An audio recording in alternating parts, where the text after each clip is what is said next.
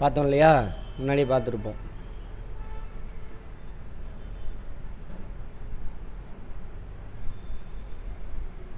Common people ஒரு பொருளாதாரத்தில் முக்கியமான ஆள் யார்? Common people. இவனுக்காக தான் எல்லோரும் ஒர்க் பண்ணுவாங்க. இவனுக்கு தேவையான கூட்ஸ் அண்ட் சர்வீஸ் ப்ரொடக்ஷன் பண்ணுறதுக்காக இருக்கிறவங்க யார்? Business fame.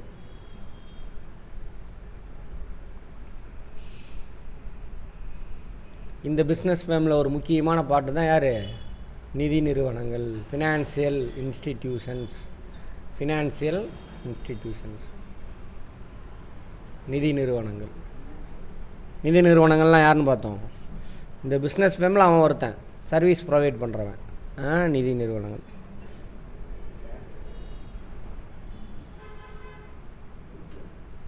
இங்கிலீஷில் ஃபினான்சியல் இன்ஸ்டிடியூஷன்ஸ்.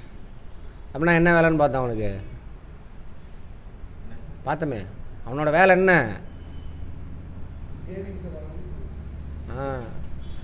நாட்டுக்குள்ளே கவர்மெண்ட்டாக இருந்தாலும் சரி, இவங்க 3 பேர் இருக்காங்களே, இவங்கள்ட்ட யார்கிட்ட சர்ப்ளஸாக பணம் இருக்கோ அதை வாங்கிட்டு தேவைப்படுறவங்களுக்கு கொடுப்பாங்க.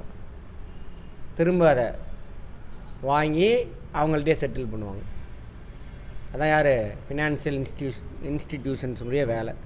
எக்கனாமிக்ஸு வெயிட்டேஜ் அதிகம் எல்லாத்துலேயும். போலீஸ் எஸ்ஐலையும் வந்துடும். டிஎன்பிஎஸ்சிக்கு 2, 4 இதெல்லாம் எவ்வளோ வருது? 75ல் 20 கொஸ்டின் பார்த்துக்கோங்க. சரியா? குரூப் 1ல் எவ்வளவு? 175ல் 50 கொஸ்டின் வந்துடும். எத்தனை? 50. 40 கிடையாது, 50. 175ல் 50 கொஸ்டின். இது பாலிட்டிக்ஸ் 50 வந்துடும். இதில் குரூப் 1ல். அதனால தான் இவ்வளோ டீட்டெயிலாக நடத்தினா. நான் டீட்டெயிலாக நடத்தி ரொம்ப நாள் ஆச்சு. அதேமாதிரி யூபிஎஸ்சியில் எக்கனாமிக்ஸ் இல்லைன்னா யூபிஎஸ்சியே கிடையாது. இதே வெயிட்டேஜ் தான் அங்கேயும் கொடுத்துருப்பாங்க ஐஏஎஸ் எக்ஸாமில். எல்லாம் சாதாரண விஷயம். அப்போ நம்ம பார்த்துட்டு வந்தோம். மனப்பாட்டெல்லாம் எதுவும் பண்ணக்கூடாது. ஆமாம். அப்போ இந்த நிதி நிறுவனங்கள் அதில் ஒரு பாட்டு. இப்போ இது இந்த சொன்ன இல்லையா, எங்கே போனாலும் இந்த கட்டத்தை எடுத்துருவாங்க. தான் ஜாதகம் மாதிரி. இதை எடுத்தோம்னா வேலை முடிஞ்சு போச்சு. இவங்கள பற்றி பார்த்துட்டோம். ஆமாவா? பிஸ்னஸ் ஃபேம் பார்த்துக்கிட்டு இருக்கோம். அதில் ஃபினான்ஷியல் இன்ஸ்டியூஷன். அப்புறம் கவர்மெண்ட்டை பற்றி என்ன பார்த்தோம்?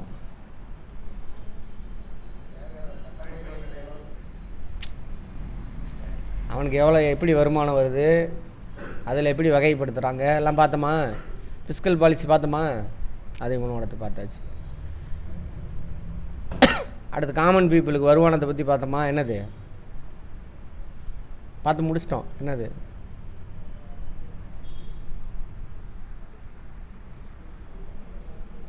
தேசிய வருவாய் கணக்கீடு பார்த்தோமா? National income calculation. அப்படின்னா யாரோட வருமானம்? இவனோட தான். அப்புறம் எந்தெந்த துறையில் எவ்வளோ வேலை வாய்ப்பு வருது, பிஸ்னஸ் ஃபேமும் பார்த்தாச்சு. அதில் ஸ்பெஷலாக யாரை பார்க்க போகிறோம்? அப்போது நிதி நிறுவனங்கள். அப்போது காமன் பீப்புளு, பிஸ்னஸ் ஃபேமு, கவர்மெண்ட்டு. இவன்ட்ட யார்கிட்டலாம் பணம் சர்ப்ளஸாக இருக்கோ அந்த பணத்தை இங்கே கொண்டு போய் கொடுப்பான். அது திரும்ப எல்லாத்துக்கும் இவன் என்ன பண்ணுவான்? காமன் பீப்புளுக்கு கொடுக்கலாம், பிஸ்னஸ் ஃபேமுக்கு கொடுக்கலாம், கவர்மெண்ட்டுக்கு கொடுக்கலாம். ஒன்று இன்வெஸ்ட்மெண்ட்டாக கொடுக்கலாம், அல்லது கடன் கொடுக்கலாம். சரியா? ரைட். அது என்ன சார், இன்வெஸ்ட்மெண்ட்டுக்கு கடனுக்கு என்ன சார் வித்தியாசம்? சரியா? கவனிங்க. அப்போ அந்த common people, business firm, government, இங்கே எல்லாத்துக்கும். பிஸ்னஸ் ஃபேமில் ஒரு பார்ட்டு தான் யார்? ஃபினான்சியல் இன்ஸ்டிடியூஷன்ஸ், நிதி நிறுவனங்கள். அந்த நிதி நிறுவனங்கள் இங்கே யார் யார்கிட்டலாம் சர்ப்ளஸாக இருக்கோ அதை வாங்கி தேவையானவங்களுக்கு கொடுப்பாங்க. கவர்மெண்ட்டை சர்ப்ளஸாக இருந்தாலும் வாங்கிக்குவான், தேவையானவங்களுக்கு கொடுப்பாங்க. அதை ஒரு 2-3 விதமாக கொடுப்பாங்க. அதை நீங்கள் எப்படி வேணாலும் வச்சுக்கலாம். டெபாசிட்ஸ்,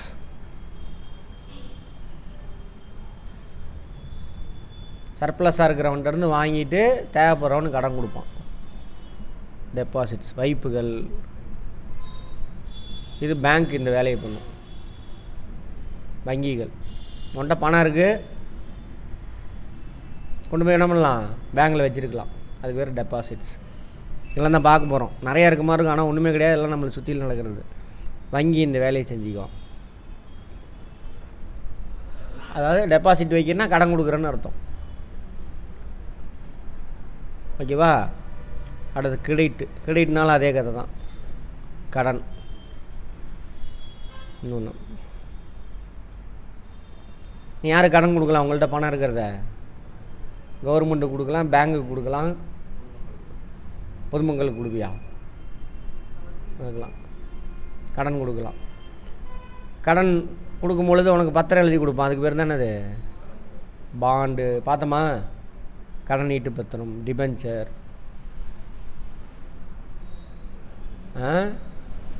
பத்திரம். நம்ம லைஃபுக்கு தேவையானதை கற்றுக்குறோம். அந்த ஆங்கிளில் உட்காருங்க. சரியா? எக்ஸாமுக்காக பார்க்காதீங்க. எக்ஸாம் ஆன்சர் வந்துடும். கடன் ஈட்டு பத்திரம். அப்புறம் இன்வெஸ்ட்மெண்ட்ஸ். உங்கள்கிட்ட பணம் இருக்குது, இன்வெஸ்ட்மெண்ட். இதெல்லாம் வந்து பார்த்திங்கன்னா பத்திரம், கடன் ஈட்டு பத்திரம்லாம் வந்துட்டு நீண்ட கால கடன் வச்சுக்கோங்களேன். நீண்ட காலத்துக்கு பேங்க்குக்கோ காமன் பீப்புள் கொடுப்பான், பிஸ்னஸ் ஃபேமுக்கோ கவர்மெண்ட்டுக்கோ கொடுக்கலாம். குறுகிய மற்றும் நீண்ட கால கடன்கள்.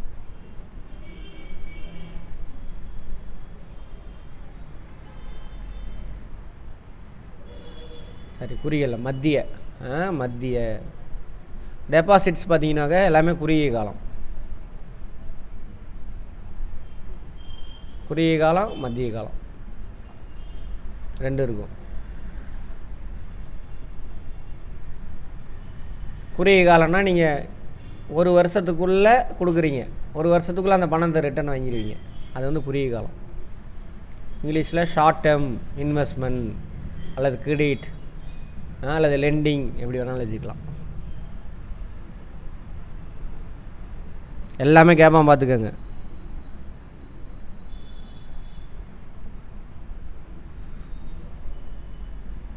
எவ்வளோக்குள்ளே?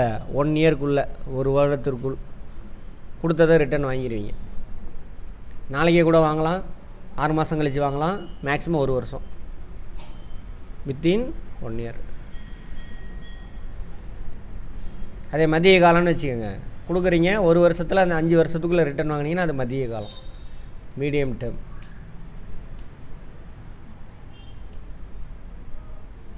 கடன் கொடுத்தீங்கன்னாக்கா டெபாசிட், மீடியம் டேர்ம் டெபாசிட்டு.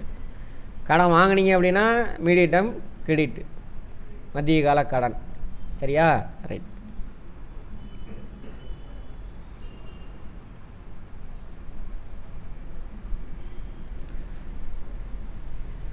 அதே நீண்ட காலம் அப்படின்னு வச்சுக்கோங்க. இது எவ்வளோ பார்த்தோம்? ஃப்ரம் 1 இயர் டு 5 இயர்ஸுக்குள்ளே அது உங்களுக்கு ரிட்டர்ன் வாங்குற மாதிரி இருக்கும். அதே நீண்ட காலம்னா 5 வருஷத்துலேருந்து 20 வருஷம் வரைக்கும், 5 இயர்ஸ் டு 20 இயர்ஸ். எல்லாமே கேள்வியை கேட்பாங்க, பார்த்துக்கோங்க. அது பண்ணலாம். இதெல்லாம் நீண்ட காலம். பத்திரம், கடன் ஈட்டு பத்திரம்லாம் இருக்கு இல்லையா, அதெல்லாம் நீண்ட காலம், மத்தியத்துலேருந்து நீண்ட காலம் வரைக்கும் இருக்கும். அடுத்தது இன்வெஸ்ட்மெண்ட்ஸ், முதலீடுகள்.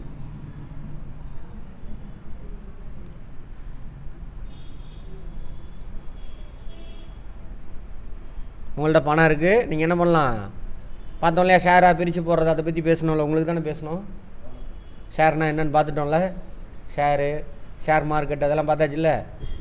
ரைட். பணம் இருக்குது, நீங்கள் என்ன பண்ணலாம்? டைரெக்டாக ஒரு கம்பெனியோட ஷேரை வாங்கிக்கலாம். முதலீடுகள், இன்வெஸ்ட்மெண்ட் இன் ஷேர். அது நீங்களே என்ன பண்ணலாம்? டைரெக்டாக முதலீடு போடலாம். பங்கு, நீங்களே போயிட்டு ஷேர் மார்க்கெட்டில். அதுக்காக என்ன அக்கௌண்ட் ஓப்பன் பண்ணியிருக்கணும்னு பார்த்தோம்? Demat account. என்ன அர்த்தம் அதுக்கு? என்ன அர்த்தம்னு பார்த்தோம்?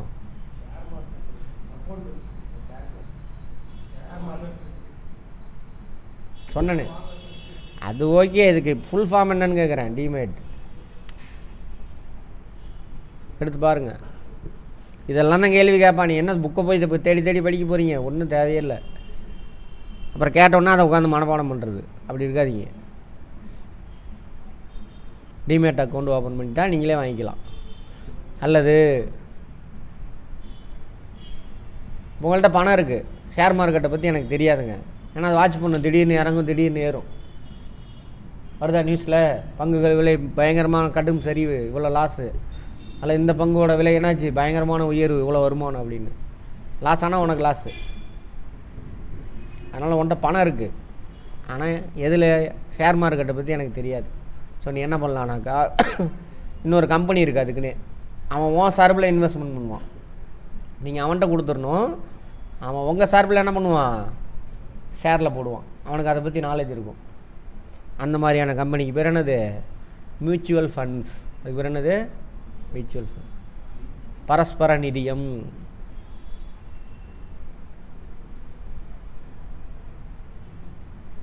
பரஸ்பரம்னா என்னன்னு பார்த்தோம். உங்களுக்கு நான் ஹெல்ப் பண்ணுறது, எனக்கு நீங்கள் ஹெல்ப் பண்ணுறது. நான் மட்டும் உங்களுக்கு ஹெல்ப் பண்ணுறேன், அதுக்கு பேர் பரஸ்பரம் இல்லை, ஒருவருக்கு ஒருவர் அப்படின்னு அர்த்தம். ஆமாம், அந்த மாதிரி. நீங்கள் அவன்கிட்ட பல்காக இப்போ ஒரு 100 பேர்த்துக்கிட்ட வாங்குவான், 10,000 அது 1 கோடி சேருது. அதை வச்சு என்ன பண்ணுவான், அவன் இன்வெஸ்ட்மெண்ட் பண்ணுவான் போயிட்டு. அன்றைக்கே சொல்லியிருப்பேனே இதை மியூச்சுவல் ஃபண்டை பற்றி. டீமெட்டீரியலைஸ்டு அக்கௌண்டா, ரைட், டீமெட்டீரியலைஸ்டு அக்கௌண்ட் அப்படின்னா என்ன அர்த்தம், பத்திரமா இருக்காது உங்கள் பேரில், டிஜிட்டலாக இருக்கும், பத்திரமா இருக்காது. நார்மலாக என்ன பண்ணணும், நீங்கள் ஷேர் வாங்கினீங்கன்னா பத்திரத்தில் எழுதி உங்களுக்கு கொடுப்பான், அந்த பத்திரம் இருக்காது, டிஜிட்டலாக இருக்கும். அதான் டீமெட்டீரியலைஸ்டு அக்கௌண்டா, டிமேட் அக்கௌண்ட், ரைட். இப்போ என்ன பண்ணுங்கள், நீங்கள் டைரெக்டாக டிமேட் அக்கௌண்ட் ஓப்பன் பண்ணி ஷேர் வாங்கலாம், விற்கலாம். சரியா? அதே உங்கள்கிட்ட ஷேர் மார்க்கெட்டை பற்றி நாலேஜ் இல்லை அப்படிங்கிறப்ப பரஸ்பர நிதியத்தில் நீங்கள் கொடுத்துடலாம். அவன் இன்வெஸ்ட்மெண்ட் பண்ணி நிறையா துறையில், ஒரே துறையில் போட மாட்டான், நிறையா துறையில் இன்வெஸ்ட்மெண்ட் பண்ணுவான். ஒரு துறை ஏறிச்சுனாக்கா இன்னொரு துறை இறங்கும், இதெல்லாம் பேலன்ஸ் ஆகி வந்துடும். அப்போ அல்டிமேட்டாக ஒரு லாபம் வரும். அந்த லாபத்தை எடுத்து அவன் சம் பர்சன்டேஜ், அந்த மியூச்சுவல் ஃபண்ட் கம்பெனிக்காரன் இருக்கான்ல, அவன் கமிஷன் எடுத்துக்குவான், 10%, 20%ன்னு எடுத்து போக மிச்சத்தை என்ன பண்ணுவான், வருஷம் உங்களுக்கு கொடுத்துருவான். இது மியூச்சுவல் ஃபண்ட். ஓகே, இதெல்லாம் முதலீடு. இங்கே பாருங்கள், இது இருக்கு இல்லையா, வைப்பு அல்லது கிரெடிட்டு. யார் பணம் வாங்குகிறானோ அந்த குறிப்பிட்ட காலத்துக்கு குறிப்பிட்ட பர்சன்டேஜை கொடுத்துக்கிட்டே வருவான். இதெல்லாம் லாபம் வருதோ இல்லையோ, கடன் வாங்கினவன் கடன் கொடுத்தவனுக்கு என்ன பண்ணும், குறிப்பிட்ட தொகையை இன்ட்ரெஸ்ட்டாக கொடுத்துக்கிட்டே வரணும். சரியா? ரைட். அதே முதலீடாக இருந்ததுனாக்கா ரிஸ்க் அதிகம். லாபம் வருதோ இல்லையோ அதெல்லாம் கணக்கு இல்லை. லாபம் வந்தால் என்ன பண்ணுவான், உங்களுக்கு இந்த வருஷம் லாபம் வந்திருக்கு, ஸோ 5% கொடுக்கலாம். அதுக்கு பேர் தானே அது டிவிடன் அப்படின்னு பார்த்தோமா. லாபம் வரல, 5% எதுவும் இல்லை, உனக்கு கொடுக்க மாட்டான் அந்த வருஷம், டிவிடன் கிடைக்காது. அதிக லாபம் வருது, 30% கூட கொடுப்பான் டிவிடன், ஆனால் ரிஸ்க் அதிகம். அதேமாதிரி கம்பெனி லாஸ் ஆகிடுச்சுன்னா முடிஞ்சு போச்சு, அந்த நீ போட்ட போனால் அவ்வளோதான், திவால்.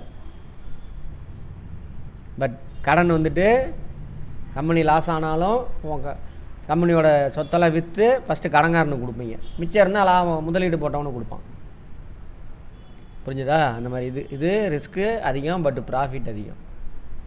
இது ரிஸ்க்கு கம்மி, ப்ராஃபிட்டு கம்மி. அப்போ நீ இதில் முதலீடு பண்ணலாம். நீ பேங்க்கில் வைக்கிறனா வச்சுக்கலாம், ஓகேவா? பாண்டில் போடுறதுனா போடலாம். அடுத்து என்ன பண்ணலாம், முதலீடு ஷேர் மார்க்கெட்டில் முதலீடு போடலாம். எந்த பணத்தை எந்த பணம், உன்னோட சேவிங்ஸ்னால் என்ன முன்னாடி பார்த்தோமா. இன்னைக்கு வருமானம் வருது, செலவு பண்ணது போக எதிர்கால தேவைக்காக ஒதுக்கி வைப்ப. எல்லாத்தையுமே கூட செலவு பண்ணிடலாம், இங்கே செலவு பண்ணுறதுக்கு வழியா இல்லை. 100 கோடி ரூபா கொடுத்தா கூட இன்றைக்கி நான் செலவு பண்ணுவேன். பண்ணுவீங்களா? பண்ணிடலாம் சாலிடாக. பட் நமக்கு எவ்வளோ வருமானம் வருதோ அதை வச்சுக்கிட்டு இன்றைக்கி தேவைக்கு போக ஃப்யூச்சருக்காக எடுத்து வைக்கிறோம்ல, அதானது சேவிங்ஸ். அந்த சேவிங்ஸ் எங்கே கொண்டு போய் போடலாம்? இத்தனை விதத்தில் நீங்கள் போடலாம். இன்னொரு விஷயம் இருக்குது, அதை விட்டுட்டேன். 4வதாக ஒன்று, 3வதாக ஒன்று இருக்குது. இதெல்லாம் கிரெடிட்டு 2வது. அடுத்து 3வது ஒன்று இருக்குது. யாராவது சொல்கிறீங்களா எக்கனாமிஸ்ட்டு? 3வதாக நீங்கள் எங்கே பணத்தை இன்வெஸ்ட்மெண்ட் பண்ணலாம்? சத்தமா? அதெல்லாம் கிரெடிட் வந்துடுது, டெபாசிட்டில் வந்துடுது. போஸ்ட் ஆஃபீஸில் வை, பேங்க்கில் வை, எங்கே வேணாலும் வைங்க. அது ப்ராப்பர்ட்டி வாங்குறது, அதை விட்டுருங்க. ஷேர், அதான் ஷேர் தான் வந்துருச்சாம்மா, அதெல்லாம் தாண்டி போயிட்டோமேம்மா. அது ப்ராப்பர்ட்டி வாங்குறது, அதை விட்டுருங்க. வேறு இன்சூரன்ஸ், காப்பீடு, இன்சூரன்ஸ், அதில் நீ பணம் போடலாம். காப்பீடு நீ கொஞ்சம் கொஞ்சம் பணத்தை அதில் போட்டுகிட்டே வருவீங்க. நாளைக்கு உனக்கு ஏதாவது ஒன்றுனா என்ன பண்ணுவாங்க? அவங்க குடும்பத்துக்கு கொடுப்பாங்க. அதில் எத்தனை வருஷம் கழித்து பல்காக இன்ட்ரெஸ்ட்டோட ஒரு அமௌண்ட் வரும். காப்பு ஈடு, உன்னை காப்பாற்றுறதுக்காக இன்றைக்கி என்ன பண்ணுற? வச்சுக்கிட்டு வர இன்சூரன்ஸ். ஓகேவா? ரைட். இங்கெல்லாம் கொடுத்துருக்கல பணம், அந்த பணம்லாம் எங்கே போகும்? இதோட விளைவு என்ன? நீங்கள் சேவிங்ஸை கொடுக்குறீங்க, இந்த பணம் எங்கே போகுது? எல்லாமே அல்டிமேட்டாக பிஸ்னஸ் ஃபேமுக்கு போகும். இதை பற்றி அன்றைக்கே நடத்தியிருப்பேன். அப்போ பிஸ்னஸ் ஃபேம் ஒருத்தன் புதுசாக இப்போ ஒரு யூனிட் ரன் ஆகிட்டுருக்கு டாட்டா, இதில் இன்னொரு யூனிட் போடணும், சரியா? அதுக்கு ஒரு 50 கோடி ரூபா தேவை. எங்கே போய் வாங்குவான்? ஃபினான்ஷியல் இன்ஸ்டியூஷன் தான் வாங்குவான். ஒன்று ஷேர் வெளியிட்டு ஷேர் மூலிமா வாங்கிக்கலாம், பாண்டு வெளியிட்டு பாண்டு மூலிமா வாங்கிக்கலாம், அல்லது கடன் வாங்கிக்கலாம். 2வது யூனிட் ஓப்பன் ஆகும். ஓப்பன் ஆகும் பொழுது என்ன ஆகுது? Extra demand for land labour capital organisation உருவாகும். அப்போ காமன் பீப்புளுக்கு என்ன ஆகும்? வேலைவாய்ப்பு. அதுதான் demand for land labour capital organisation. வேலைவாய்ப்பு மட்டும் விட்டுருங்க, 3 ஜோதிச்சு இல்லையாச்சு. லேண்டு லேபர், ஒரே ஒரு பாட்டு தான் சொல்கிறீங்க. லேண்டு ஒன்றை இருந்தால் லேண்டை வாங்குவான், தண்ணி வாங்குவான், எல்லாம் வாங்குவான். அப்புறம் உழைப்பு, அப்புறம் பணம் யார்கிட்ட இருந்து வாங்குவான்? ஒன்றை இருந்தால் வாங்குவான். ஃபர்னிச்சர், வாடகை கடைகள், லொஸ்க்கு, அதெல்லாம். அப்புறம் ஆர்கனைசேஷன், அவன் யார்? ஓனர் தான். எல்லாத்துக்கும் டிமாண்ட் அதிகமாகுது, ஸோ வருவாய் பெருகும். அப்போ என்ன ஆகுது? பொருளாதாரம் அப்போ தான் வளர்ச்சி அடையும். அப்போ இந்த பாட்டு ரொம்ப முக்கியமாக இல்லையா? ஃபினான்ஷியல் சிஸ்டம் ஒரு நாட்டில் ரொம்ப ரொம்ப முக்கியம். அதோட முக்கியம் மக்களோட சேமிப்பு. அது நீங்கள் சொன்னீங்கல்ல, சேமிப்பு ரொம்ப கம்மியாயிடுச்சு, அதிக வரி கட்டுறான் நடுத்தர மக்கள். கம்மியான வருமானம் இருக்கிறவன் ஓகே, அதிக வருமானம் இருக்கிறவன் அவனும் ஓகே. நடுத்தர மக்கள் தான் அதிக வரி கட்டுறான். அப்படின்னு ஒரு 50% கட்டுறோம். ஜிஎஸ்டியில் 18% சம்திங்கு. அப்புறம் டைரக்ட் டேக்ஸ் 5 லட்சத்துக்கு மேலே சம்பாரிச்சா என்ன பண்ணணும்? நீங்கள் தானே அனுப்புனீங்க.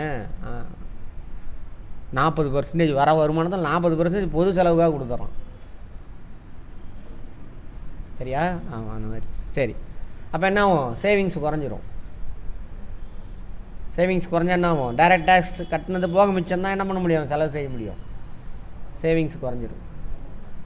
சேவிங்ஸ் குறைஞ்சா என்ன ஆகாது? இன்வெஸ்ட்மெண்ட் கிடைக்காது. அப்போ அதுக்கு தான் வெளிநாட்டுக்காரனை பிடிச்சிட்டு வரோம், முதலீடு பண்ணுவா அப்படின்ட்டு. இவ்வளோ எஃபெக்ட் இருக்குது. அப்போ ஃபைனான்சியல் இன்ஸ்டியூஷன் ரொம்ப ரொம்ப முக்கியமானது. இதில் முதலீடுகள் இருக்கு இல்லையா? இது நீண்ட கால கடன். அவங்கள வந்துட்டு கேபிட்டல் மார்க்கெட்டுன்னு சொல்லுவாங்க. நீண்ட கால கடன் அல்லது நீண்ட கால முதலீடு, பாண்டு, டிபென்ச்சர், அதெல்லாம் இருக்குல்ல, அதெல்லாம் தான் பாருங்கள். அதெல்லாம் சேர்த்து தான் மார்க் பண்ணியிருப்பேன். இதையும் சேர்த்திக்கங்க. நீண்ட கால கடன், பத்திரம் கித்திரம், பாண்டு, இதெல்லாம் நீண்ட கால கடன். அப்புறம் ஷேர் மார்க்கெட்டு, இதெல்லாம் இதில் வந்துடும், கேபிட்டல் மார்க்கெட்டில் வந்துடும். மூலதன சந்தை,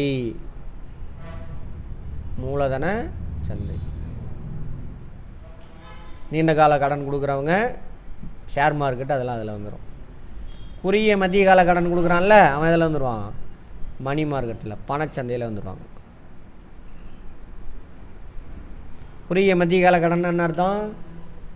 ஒரு வருஷத்துக்குள்ளே கடன் கொடுத்தாக்கா குறுகிய கால கடன், அல்லது இன்வெஸ்ட்மெண்ட் கடன் கொடுக்கறது, அல்லது இன்வெஸ்ட்மெண்ட் கடன் வாங்குறது, எப்படி வேணாலும் வச்சுக்கோங்க. ஒரு வருஷத்தில் அந்த 5 வருஷத்துக்குள்ளே கடனை திரும்ப கட்டுற மாதிரி இருக்குது, அல்லது நீங்கள் கொடுத்த டெபாசிட்டு திரும்ப வாங்குற மாதிரி இருக்குது. அது வந்து என்னது? மத்திய கால கடன். மத்திய கால இன்வெஸ்ட்மெண்ட் சொல்லலாம். நீ கொடுத்தினா இன்வெஸ்ட்மெண்ட், வாங்கினா கடன். சரியா? ஒரே ஆள் 2 பண்ண முடியுமா? முடியாதா? எஸ்பிஐயே இன்றைக்கி கடன் வாங்கியிருப்பான் தெரியுமா? இன்றைக்கி எஸ்பிஐ உங்கள்கிட்ட 2 டெபாசிட் வாங்கியிருப்பான், திடீர்னு பணம் பத்தாது, இப்போ வேறு இடத்துல கடன் வாங்குவான். சரியா? ஆமாம், அந்த மாதிரி. அப்போ எப்படி வேணாலும் வச்சுக்கோங்க. ப்ராக்டிக்கலாக யோசிங்க. கிளாஸ் அந்த பழைய கிளாஸ் பார்க்காதவங்களாம் பார்த்துட்டு வாங்க, அப்போ தான் புரியுது. ஹெவியெலாம் ஒன்றும் கிடையாது. நம்மளை சுற்றியில் நடக்கிறத நான் சொல்கிறேன், புரிஞ்சு வச்சுக்கோங்க. அந்த புரிஞ்சதை வச்சு நீங்கள் ஆன்சர் போட்டுடலாங்க. எல்லாத்தையும் படிக்க தேவையில்லை, நான் படித்து எக்ஸ்பிளைன் பண்ணிடுறேன், புரிஞ்சுக்கோங்க. அங்கே கொஸ்டின் இருக்கும், 4 ஆப்ஷன் இருக்கும். அந்த கொஸ்டினை புரிஞ்சுக்கிட்டிங்கன்னா இது 4ல் எதுப்பாக வரும், டிக் பண்ணிடலாம், அவ்வளோதான். ஸ்கூலில் மாதிரி உட்காந்து என்ன பண்ணக்கூடாது, கொஸ்டின் ஆன்சரை மனப்பாடம் பண்ணிகிட்டு இருக்கக்கூடாது. எக்கனாமிக்ஸ்லாம் அப்படிலாம் பண்ண முடியாது. ஆன்சர் உங்களால் கான்செப்ட் சொல்லலாம், ஃபேக்ட் வேணால் சொல்லலாம். ஓகேவா? ரைட். இந்த பணச்சந்தை எடுத்துக்குவோம். பணச்சந்தையில் யார் யார் சார் வருவாங்க? ஆர்கனைஸ்டு செக்டார், நான் ஆர்கனைஸ்டு செக்டார்னு 2 இருக்குது. ஆர்கனைஸ்டு செக்டார்னாக்கா கவர்மெண்ட் நாம்ஸ் படி பதிவு செஞ்சுக்கிட்டு கவர்மெண்ட்டுடைய நாம்ஸ் படி அந்த நிறுவனத்தை, நிதி நிறுவனத்தை ரன் பண்ணுவாங்க. ஓகேவா? அன்ஆர்கனைஸ்டு, நான் ஆர்கனைஸ்டு எப்படிலாம் வச்சுக்கோங்க. இது அப்படிலாம் எதுவுமே இருக்காது. கவர்மெண்ட்லேயும் பதிவு பண்ண மாட்டான், எந்த ரூல்ஸ் ரெகுலேஷனில் அவன் வைக்கிறது தான் எல்லாமே. சரியா? இதில் யார் வருவாங்கன்னா மணி லெண்டர்ஸ்லாம் வருவாங்க. மணி லெண்டர் பணத்தை வழங்குபவன். லெண்டிங்னா கடன் கொடுக்குறன்னு அர்த்தம். லெண்டிங் இங்கிலீஷும் கற்றுக்குங்க, அது ஒரு துபாகூர் ஒன்றும் கிடையாது. லெண்டிங் வழங்குதல், கடன் வழங்குதல்னு அர்த்தம். கடன் வாங்குறது பாரோயிங், கடன் கொடுக்கறது லெண்டிங். அவங்க ஏதாவது பதிவு பண்ணிக்கிறாங்களா? இப்போ உடனே கடன் தேவை, எங்கே போய் பக்கத்துலேயே ஃப்ரெண்ட்ஸுக்கிட்டே யார்கிட்டயே வாங்குவீங்க, சொந்தக்காரங்கள்ட்டையே ஃப்ரெண்ட்ஸுக்கிட்டே வாங்குவீங்க. கடன் கொடுப்பாங்க, வட்டியோடு வாங்குவாங்க. அவங்க எங்கேயாவது பதிவு பண்ணிக்கிட்டாங்களா? அதெல்லாம் கிடையாது. இவ்வளோ பர்சன்டேஜ் டேக்ஸ் போடணும், சரி இன்ட்ரெஸ்ட் போடணுன்னு ஏதாவது இருக்கா? எதுவும் கிடையாது. சரியா? அவங்க போடுறதான் பார்த்து அவங்களா பார்த்து இன்ட்ரெஸ்ட் கம்மியாக போட்டுக்கலாம், அதிகமாக போட்டுக்கலாம், இன்ட்ரெஸ்ட் இல்லாமல் கொடுக்கலாம். அந்த மாதிரி எந்த ரூல்ஸ் அண்ட் ரெகுலேஷன் எதுவுமே இருக்காது இதில். அப்புறம் மணி லெண்டரா, அப்புறம் ட்ரேடருக்கு மணி லெண்டர். இந்த கிராமப்புறத்தெல்லாம் வியாபாரம் பண்ணுறான்ல, நெல் காய்கறியெல்லாம் பர்ச்சேஸ் பண்ணிட்டு வருவான், அவனே கடன் கொடுப்பான் விவசாயம் செய்கிறதுக்கு. அறுவடை பண்ணோன்னா அவன் வாங்கிக்குவான், போயிட்டு நெல்லை வாங்கிட்டு போயிடுவான். சரியா? வியாபாரி மற்றும் மணி லெண்டருக்கு என்ன சொல்லலாம்? வடமொழியில் லேவாதேவிக்காரர்கள்னு சொல்லுவாங்க. லேவாதேவி கந்து வெட்டிக்காரவங்க, லேவாதேவிக்காரர்கள். லேவாதேவி புரியுதா? லேவாதேவினா கந்து வெட்டி விடுறவங்கன்னு அர்த்தம். காரர்கள்னு சேர்த்திக்க வேண்டியதுதான். கிளாஸ் எல்லோரும் மிஸ் பண்ணாமல் பாருங்கள், புரிஞ்சுக்கிட்டிங்கன்னா அங்கே எக்கனாமிக்ஸ் ஈஸி. கந்து வெட்டிக்காரங்க.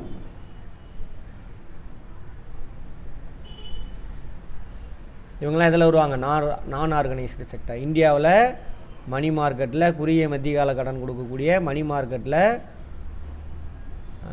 நான் ஆர்கனைஸ்டுனா எப்படி சொல்லலாம்? அமைப்பு சாரா நிதி நிறுவனங்கள், நிதி அமைப்புகள் அதில் வருவாங்க கந்து வெட்டிக்காரவங்க. அப்புறம் யார்? வியாபாரி, அவங்களாம் அதில் வந்துடுவாங்க.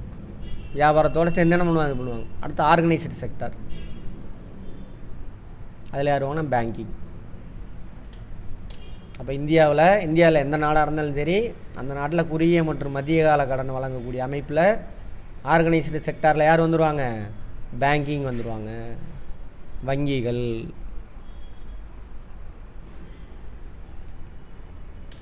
வங்கியை பற்றி ஏதாவது தெரியுமாம்மா தீபிகா? என்ன மேஜர் நீங்கள்? கம்ப்யூட்டர் சயின்ஸா? மேக்ஸ். சரி, நீங்களும் பயாலஜி. யார் commerce?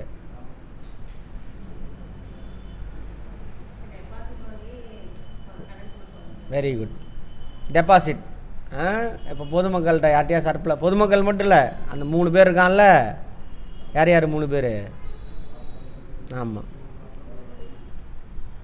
Common people, business firm, government, financial institution. இங்கே யாருக்கிட்டலாம் சர்ப்ளஸாக இருக்கோ அதை வாங்குவான் அவன். யார்? பேங்க்கு. இந்த ஃபினான்ஷியல் இன்ஸ்டியூஷனில் மணி மார்க்கெட், பணச்சந்தைன்னு சொல்லுவாங்க. மணி மார்க்கெட்டுக்கு பேர் என்னது? பணச்சந்தை. அதானே எழுதியிருக்கேன்ல, பணச்சந்தை. பணச்சந்தைனா என்னென்னு கேட்பான், எதை வேணாலும் கேட்பான், பார்த்துக்கோங்க, புரிஞ்சு வச்சுக்கோங்க. பேங்க், அதில் ஆர்கனைஸ்டு செக்டார் தான் பேங்க். இவனோட வேலை என்னது? தமிழில் வந்து வங்கி. வங்கிம்பாங்க, வங்கியர்னு சொல்லுவாங்க, எப்படி வேணாலும் சொல்லுவாங்க. இப்போ வங்கியருக்கான இலக்கணம் தான் பொதுமக்களிடமிருந்து அல்லது ஒரு நாட்டுக்குள்ளே சேமிப்புகளை வைப்புகளாக பெற்று அதை தேவைப்படுவோருக்கு கடன் வழங்கும் தொழில் செய்வோர். அவர் தான் யார்? வங்கி தொழில். விவசாய தொழில்னா என்ன? அது தொழில் இல்லையா? என்ன தொழில் அது?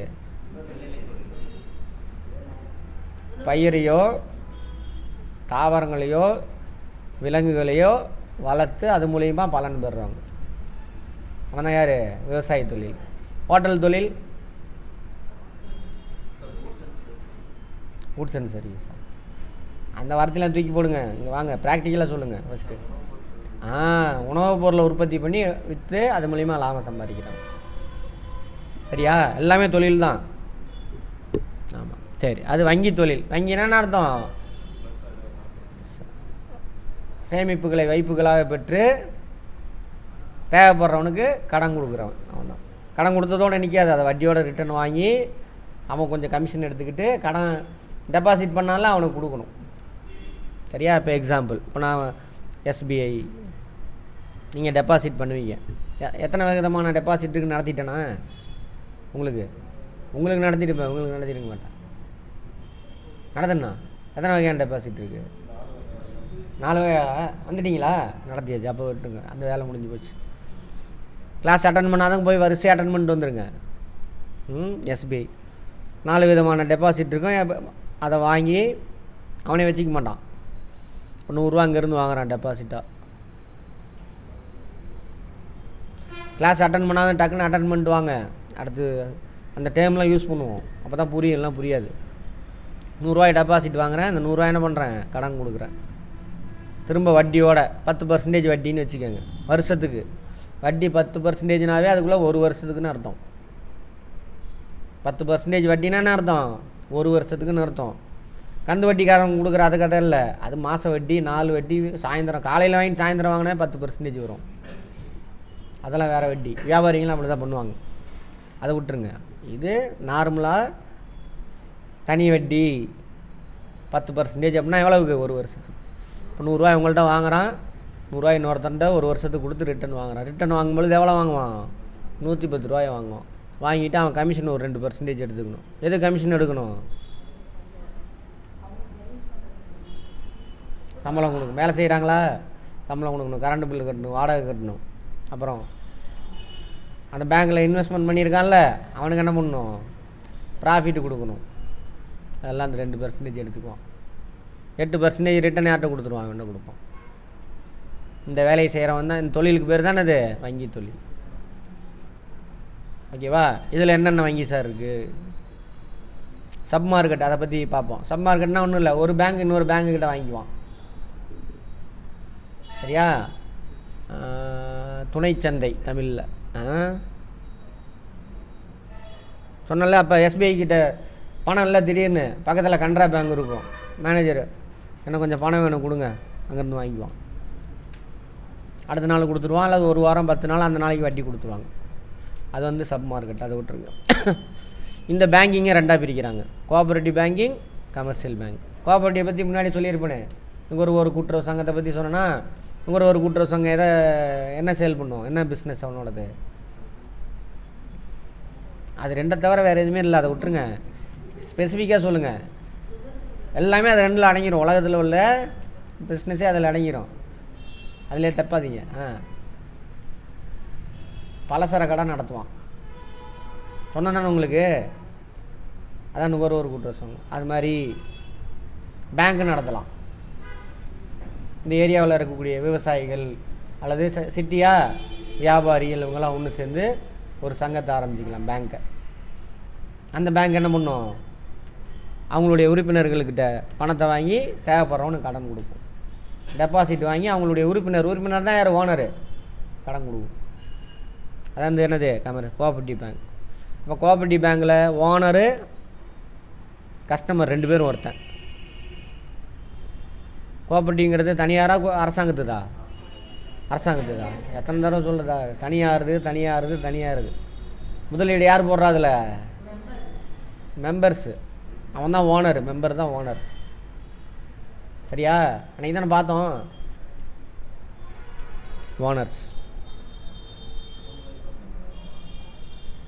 மெம்பர். கடன் யாருக்கு கொடுக்கும்? அந்த கோஆப்ரேட்டிவ் பேங்க்கு மெம்பருக்கு தான் கொடுக்கும், யாருக்கு கொடுக்காது. அப்போ கோஆப்ரேட்டிவ் பேங்க்கில் ஓனரும் ஒருத்தன் தான், பயனாளர் அவனும் ஒருத்தன், 2 பேரும் ஒருத்தன். கஸ்டமரும் அவன் தான். அதே கமர்ஷியல் பேங்க் அப்படி கிடையாது. ஓனர் யாரோ ஒருத்தன், என்கிட்ட பணம் இருக்குது, நான் பணத்தை போட்டு பேங்க் ஆரம்பிச்சிட்டேன், அப்புறம் டெபாசிட் கலெக்ட் பண்ணி தேவைப்படுறவனு கடன் கொடுப்பேன், வர ப்ராஃபிட்டை நான் எடுத்துக்குவேன்.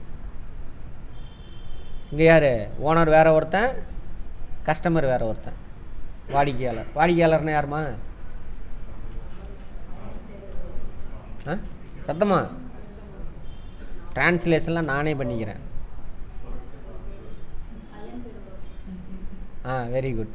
ஒரு தொழில் நிறுவனத்தினுடைய பண்டத்தையோ பணியையோ தொடர்ந்து வாங்கி பயன்படுத்துகிறோம், அவன் யார்? கஸ்டமர், வாடிக்கையாளர். சரியா? நுகர்வோர் வேறு, வாடிக்கையாளர் வேறு.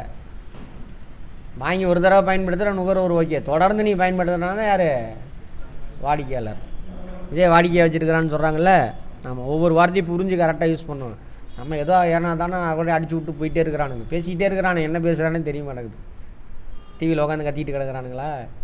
சேவைனா என்னென்னு தெரியாமல் கத்திட்டு கிடக்குறானுங்க. அதில் வேறு டிவியில் வேறு அவனுங்க பட் ஆனால் அதில் வேறு 2 மொழியை சேர்த்திக்கிறது. ஆமாம் தானே?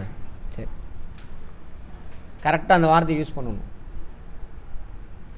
அப்போ கமர்ஷியல் பேங்க் யாராவன்? அதில் ஓனர் வேறு ஒருத்தன், லாபம் சம்பாதிக்கணுங்கிறதுக்காக பணத்தை முதலீடு போட்டு பிஸ்னஸ் ஆரம்பிப்பான், அப்புறம் டெபாசிட் கலெக்ட் பண்ணி தேவைப்படுற வேறு யாருக்கோ கடன் கொடுப்பான்.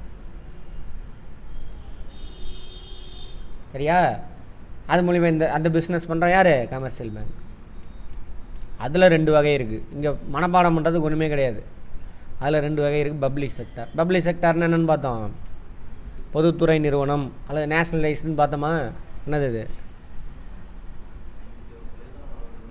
முன்னாடி பார்த்துட்டோமே, எந்த தொழிலாக இருந்தாலும் சரி குறைஞ்சபட்சம் 51% அரசாங்கம் முதலீடு போட்டிருந்தா, குறைஞ்சபட்சம் என்னென்ன அர்த்தம்? அது கீழே போகக்கூடாது. அதிலிருந்து எத்தனை சதவீதம் வரைக்கும்? சதவீதம்னாவே 100 தான். குறைஞ்சபட்சம் 51%. 100% என்ன பண்ணும்? அரசாங்கம் முதலீடு போட்டிருந்தா அது என்னது? அதுக்கு பேர் பப்ளிக் செக்டார், பொதுத்துறை வங்கி.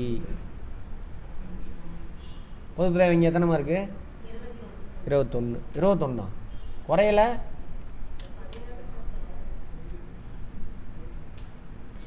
பன்னெண்டு தான் இருக்குது. இப்போது பழைய புக்கை படிச்சுட்டு இருக்கீங்களா? அதெல்லாம் தூக்கி போடுங்க, மாற்றுங்க. இப்போது பொதுத்துறை வங்கிகள் மொத்தம் எத்தனை? 12 இந்தியாவில். கொஸ்டின் இது கேட்பாங்க, பார்த்துக்கோங்க. ஓகே. அதே ப்ரைவேட் செக்டார் பேங்க்ஸ். ப்ரைவேட் செக்டார்னு என்ன அர்த்தம்? அரசாங்கம் குறைஞ்சபட்சம் 51% அரசாங்கம் அல்லாதவங்க போட்டிருப்பாங்க. அதில் அரசாங்கம் முதலீடு பண்ணியிருக்கலாம் 10%, 20%. சரியா? அதுதான் வந்து என்னது? Private sector bank. இப்போ எத்தனை? 21 ப்ரைவேட் செக்டார் பேங்க். என்ன பாலிசி இப்போ ஃபாலோ பண்ணிகிட்டு இருக்கோம்? LPG policy. எல்பிஜியோட 2வது பாயிண்ட் என்னது? ப்ரைவேட்டு. அரசாங்கம் வச்சுருக்கலாம், வைக்கணும். அதனால பாருங்கள், நேஷ்னலைஸ்டு பேங்க் 20க்கு மேலே இருந்தது, 20+ இருந்தது. அப்படியே அதெல்லாம் குறைஞ்சி இப்போ எத்தனை ஆயிடுச்சு? 12. கழுதை தெரிஞ்சு கட்டரும்பாயிடுச்சு. ப்ரைவேட் பேங்கே கிடையாது. 1991 அப்புறம் என்னாச்சு? 21 ப்ரைவேட் பேங்க் இருக்குது. வளர்ந்துட்டே போகுது. அதான் எல்பிஜி பாலிசியோட வேலை தான். பாயிண்டில் எழுதலாம் அதெல்லாம் நீங்கள். சரியா? இந்திய பொருளாதாரத்தில் மெயின்ஸில் எல்பிஜினால் என்னென்ன விலை, இது ஒரு பாயிண்ட்டு. அடுத்தது இந்த ப்ரைவேட் செக்டார் பேங்க் இருக்குல்ல, அது 2 வகை இருக்குது. இந்தியர்கள் முதலீடு போட்டு குறைஞ்சபட்சம் 51% இந்தியர்கள் முதலீடு பண்ணியிருந்தால் அது வந்து இந்தியன்ஸ் பேங்க். இந்தியன்ஸ் பேங்க்னா இந்தியன் பேங்க் இல்லை, அது நேஷ்னலைஸ்டு பேங்க். இந்தியர்களின் வங்கி தமிழில்.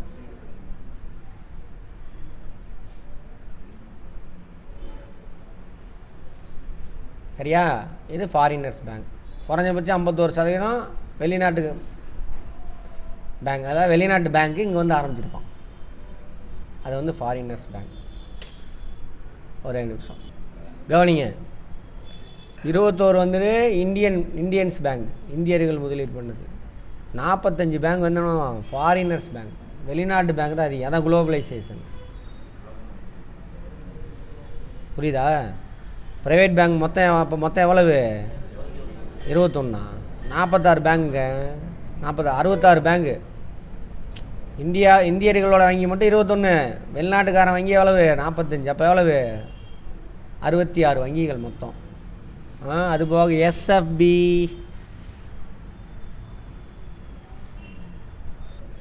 புரியுதா? ஸ்மால் ஃபினான்ஸ் பேங்க்னு சொல்லுவாங்க. மைக்ரோ ஃபினான்ஸ், பெரிய கடன்லாம் கொடுக்க மாட்டாங்க. 50,000, 10,000, 20,000 அந்த மாதிரி பேங்க். அது மாதிரி மொத்தம் எத்தனை இருக்காமா? 12 இருக்குது. நோட் பண்ணி எல்லாம் ஃபேக்ட்டு. அப்புறம் ஆர்ஆர்பி, ரீஜனல் ரூரல் பேங்க் அப்படின்னு சொல்லுவாங்க. தமிழ்நாடு கிராம வங்கின்னு ஒன்று இருக்கும் பாருங்கள்.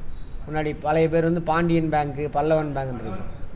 அதெல்லாம் ஒன்றா மெர்ஜ் பண்ணிட்டாங்க. அது மாதிரி மொத்தம் ஒரு 43, இந்தியா முழுவதும் 43 இருக்காமா. அடுத்தது 2 லோக்கல் ஏரியா பேங்க்ஸ், சின்ன ரீஜனில் மட்டும் இருக்கும். ஒரு ஸ்டேட்டில் இல்லை 2 ஸ்டேட்டில் இருக்கும். கரூர் வைசியா பேங்க்லாம் இருக்குல்ல, அது மாதிரி.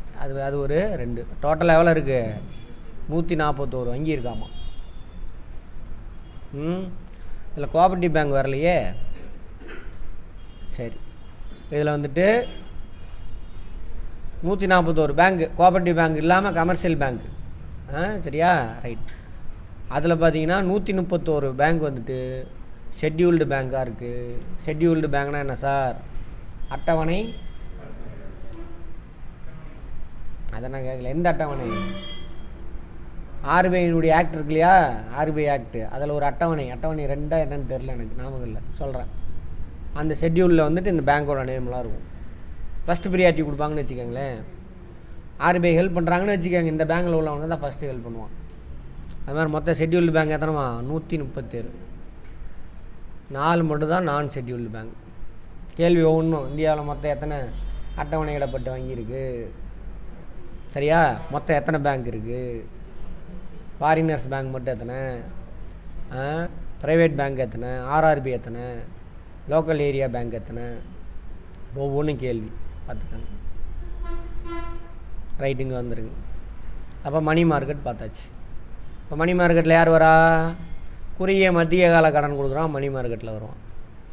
இதில் ஆர்கனைஸ்டு, அன்ஆர்கனைஸ்டு. மணி லெண்டர்ஸ், சொந்தக்காரங்க இந்த காரெலாம் கடன் வாங்குறோம் இல்லை, அவங்க.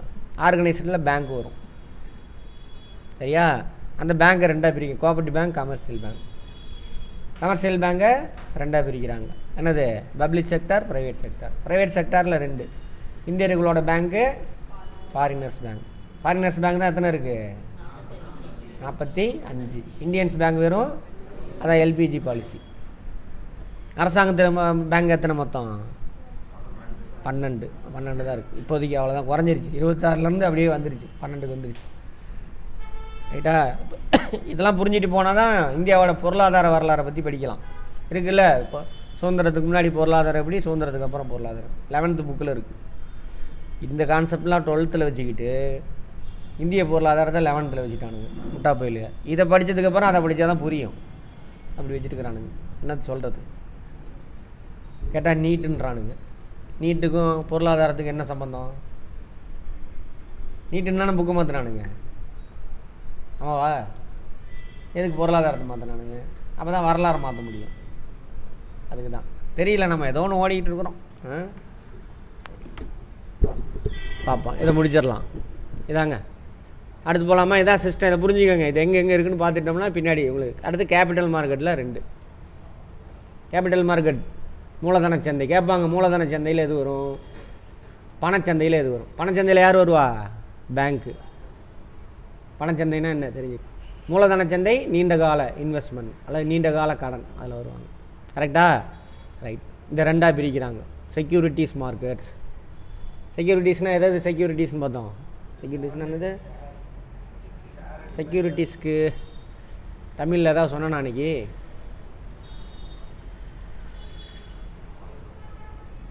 பத்திரம் தான். பத்திரம்னு சொல்லுவான்ல.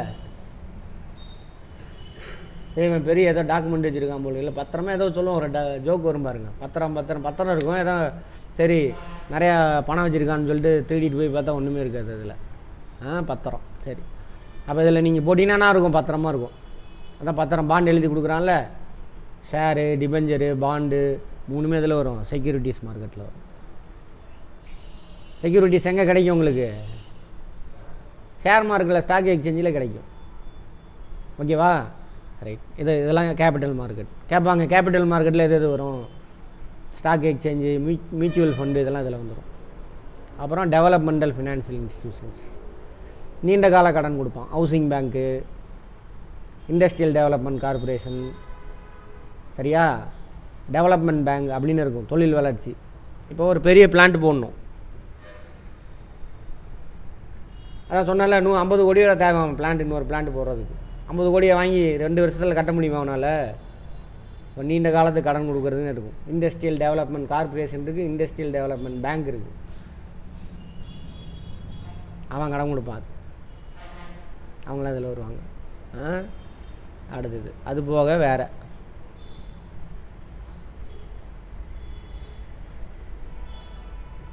நேஷ்னல் ஹவுசிங் பேங்க்கு, சிட் ஃபண்ட்லாம் இதில் வருமா? அதெல்லாம் வேண்டாம், அது ரொம்ப வேண்டாம், விட்டுருங்க. எல்லாம் இவங்கள விட்டுருங்க. இவங்கெல்லாம் அந்த விற்கிறது இதெல்லாம் இருக்குல்ல, அந்த வேலையை பார்த்துக்குவாங்க. எதை? இந்த செக்யூரிட்டிஸ் விற்கிறது அதெல்லாம் அவங்க பார்த்துக்குவாங்க. ஓகே, போதும். பிரேக் எடுத்துக்கிறீங்களா? இப்போ அதை பார்த்துட்டு உள்ளே போவோம். இப்போ நம்ம எதை பார்க்க போகிறோம் அப்படின்னாக்கா, வங்கியியல். வங்கியில் எது வரும்? இந்த இந்தியன் ஃபினான்ஷியல் சிஸ்டமில், இந்திய நிதி அமைப்பு முறையில் மணி மார்க்கெட் பார்க்க போகிறோம். மணி மார்க்கெட்டில் இருக்க யாரை பார்க்க போகிறோம்?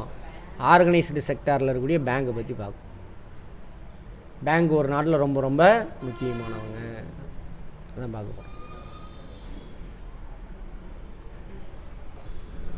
வங்கிகள். வங்கினா யார்? சர்ப்ளஸாக இருக்கிறவன்ட்ட, அதாவது ஃபினான்ஷியல் சிஸ்டமில் மணி மார்க்கெட்டில் வரவங்க. ஓகேவா? மணி மார்க்கெட்னா என்ன? குறுகிய மத்திய கால கடன் வழங்குறவங்க, short term and medium term loan கொடுக்குறவங்க. ஓகேவா? அதில் ஆர்கனைஸ்டு செக்டார்.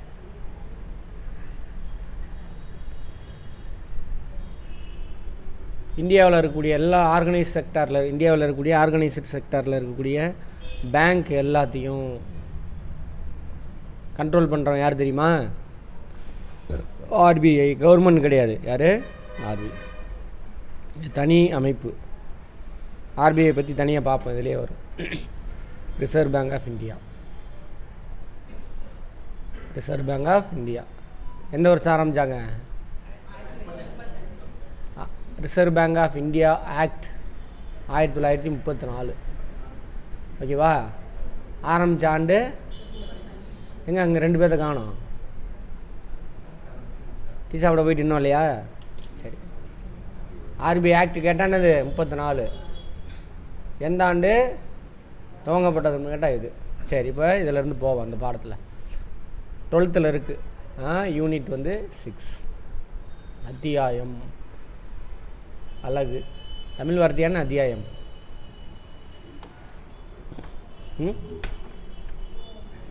தமிழ் வார்த்தையா? தெரியல, பார்ப்போம். சரி, வணிக வங்கிகள் பேங்க்கில் 2 பார்த்தோமா? என்னது? கோஆபரேட்டிவ் பேங்க்கு, கமர்ஷியல் பேங்க். அது வணிக வங்கியை பற்றி சொல்கிறாங்க.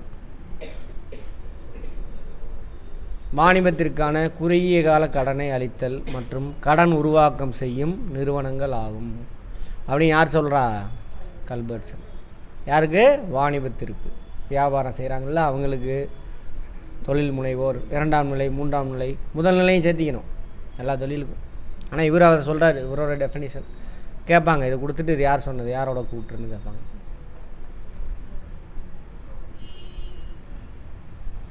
பொருளாதார நடவடிக்கைகளான வியாபாரம், வாணிபம், விவசாயம், தொழில், 2ஆம் நிலை தொழில் எல்லாமே ஆகியவற்றிற்கு தேவைப்படும் நிதி, உயிர், வாழ், ரத்தம். உயிர் வாழ என்னது? ரத்தம் தேவைப்படுவது போன்றது. என்ன சொல்கிறாங்க புரியுதா? எல்லா தொழிலுக்கும் பணம் இருக்குல்ல, எப்படிப்பட்டது? நம்ம உடம்புக்கு ரத்தம் மாதிரி அப்படின்றாங்க. ஆமாவா? அவனன்றி ஓரணும் வசையாது. எந்த அவன்? பணம்தான் முக்கியம். பணம்லாம் பிரச்சனை. அடுத்தது வங்கிகள் வைப்புகளை ஏற்றுக்கொள்ளுதல், கடன்களை வழங்குதல்.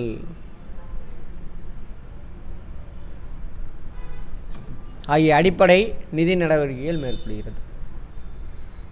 கடன்களை, வைப்புகளை ஏற்றுக்கொள்ளுதல், கடன்களை வழங்குதல் எல்லாமே பார்த்துட்டோம்.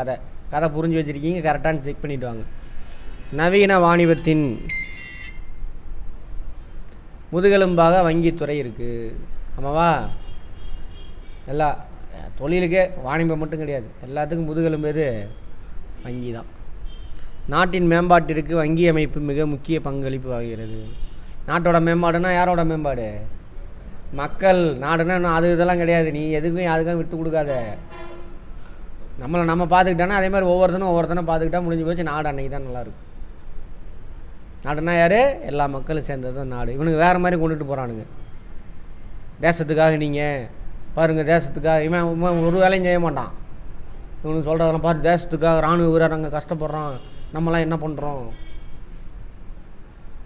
உங்கள்கிட்ட பிடிங்கி தின்னுட்டு அவன் உட்காந்துருப்பான் உங்களை தூண்டி விட்டு. அந்த மாதிரி கிடையாது. எல்லோரும் நல்லா இருக்கணும் நாடு அப்படின்னா. அந்த நாட்டில் நாடுகளில் நிதிநிலை தன்மையை கருத்திற்கொண்டு, நிதிநிலை பொருளாதாரம் இருக்குல்லையா, எப்படி இருக்குது அதை பொறுத்து என்ன பண்ணும்? வங்கிகள் நெறிப்படுத்தப்படுகின்றன. அது என்னென்னு பார்ப்போம். ஆர்பிஐ முக்கியமான ஆள் நம்ம நாட்டோட பொருளாதாரத்தில்.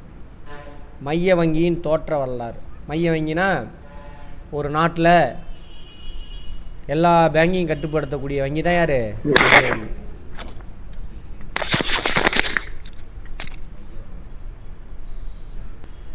ரெகுலராக ஃபுல்லாக பார்த்துருங்க. எக்கனாமிக்ஸ் ஃபுல்லாக அடிச்சிடலாம் எல்லா கொஸ்டின். இதை பார்க்குறதோடு எல்லாமே என்ன பண்ணணும்? கரண்ட் அஃபேர் அப்டேட் பண்ணிகிட்டே ஒரு நாளைக்கு பட்ஜெட் தாக்கல் பண்ணுவாங்க. ஃபிஸ்கல் பாலிசி பார்த்தாச்சு, அப்படியே அப்டேட் பண்ணணும். நாளைக்கு அதை பற்றி டிஸ்கஸ் பண்ணுவோம். பட்ஜெட் செஷன் இன்றைக்கி கூடுது. முதல் கூட்டத்தொடரில் யார் பேசுவா? அது அந்த உரை இன்றைக்கி நடக்கும். அப்புறம் அது மீது விவாதம் நடக்கும், நன்றி தெரிவிப்பாங்க. அப்புறம் நாளைக்கு தான் தாக்கல் பண்ணுறாங்க.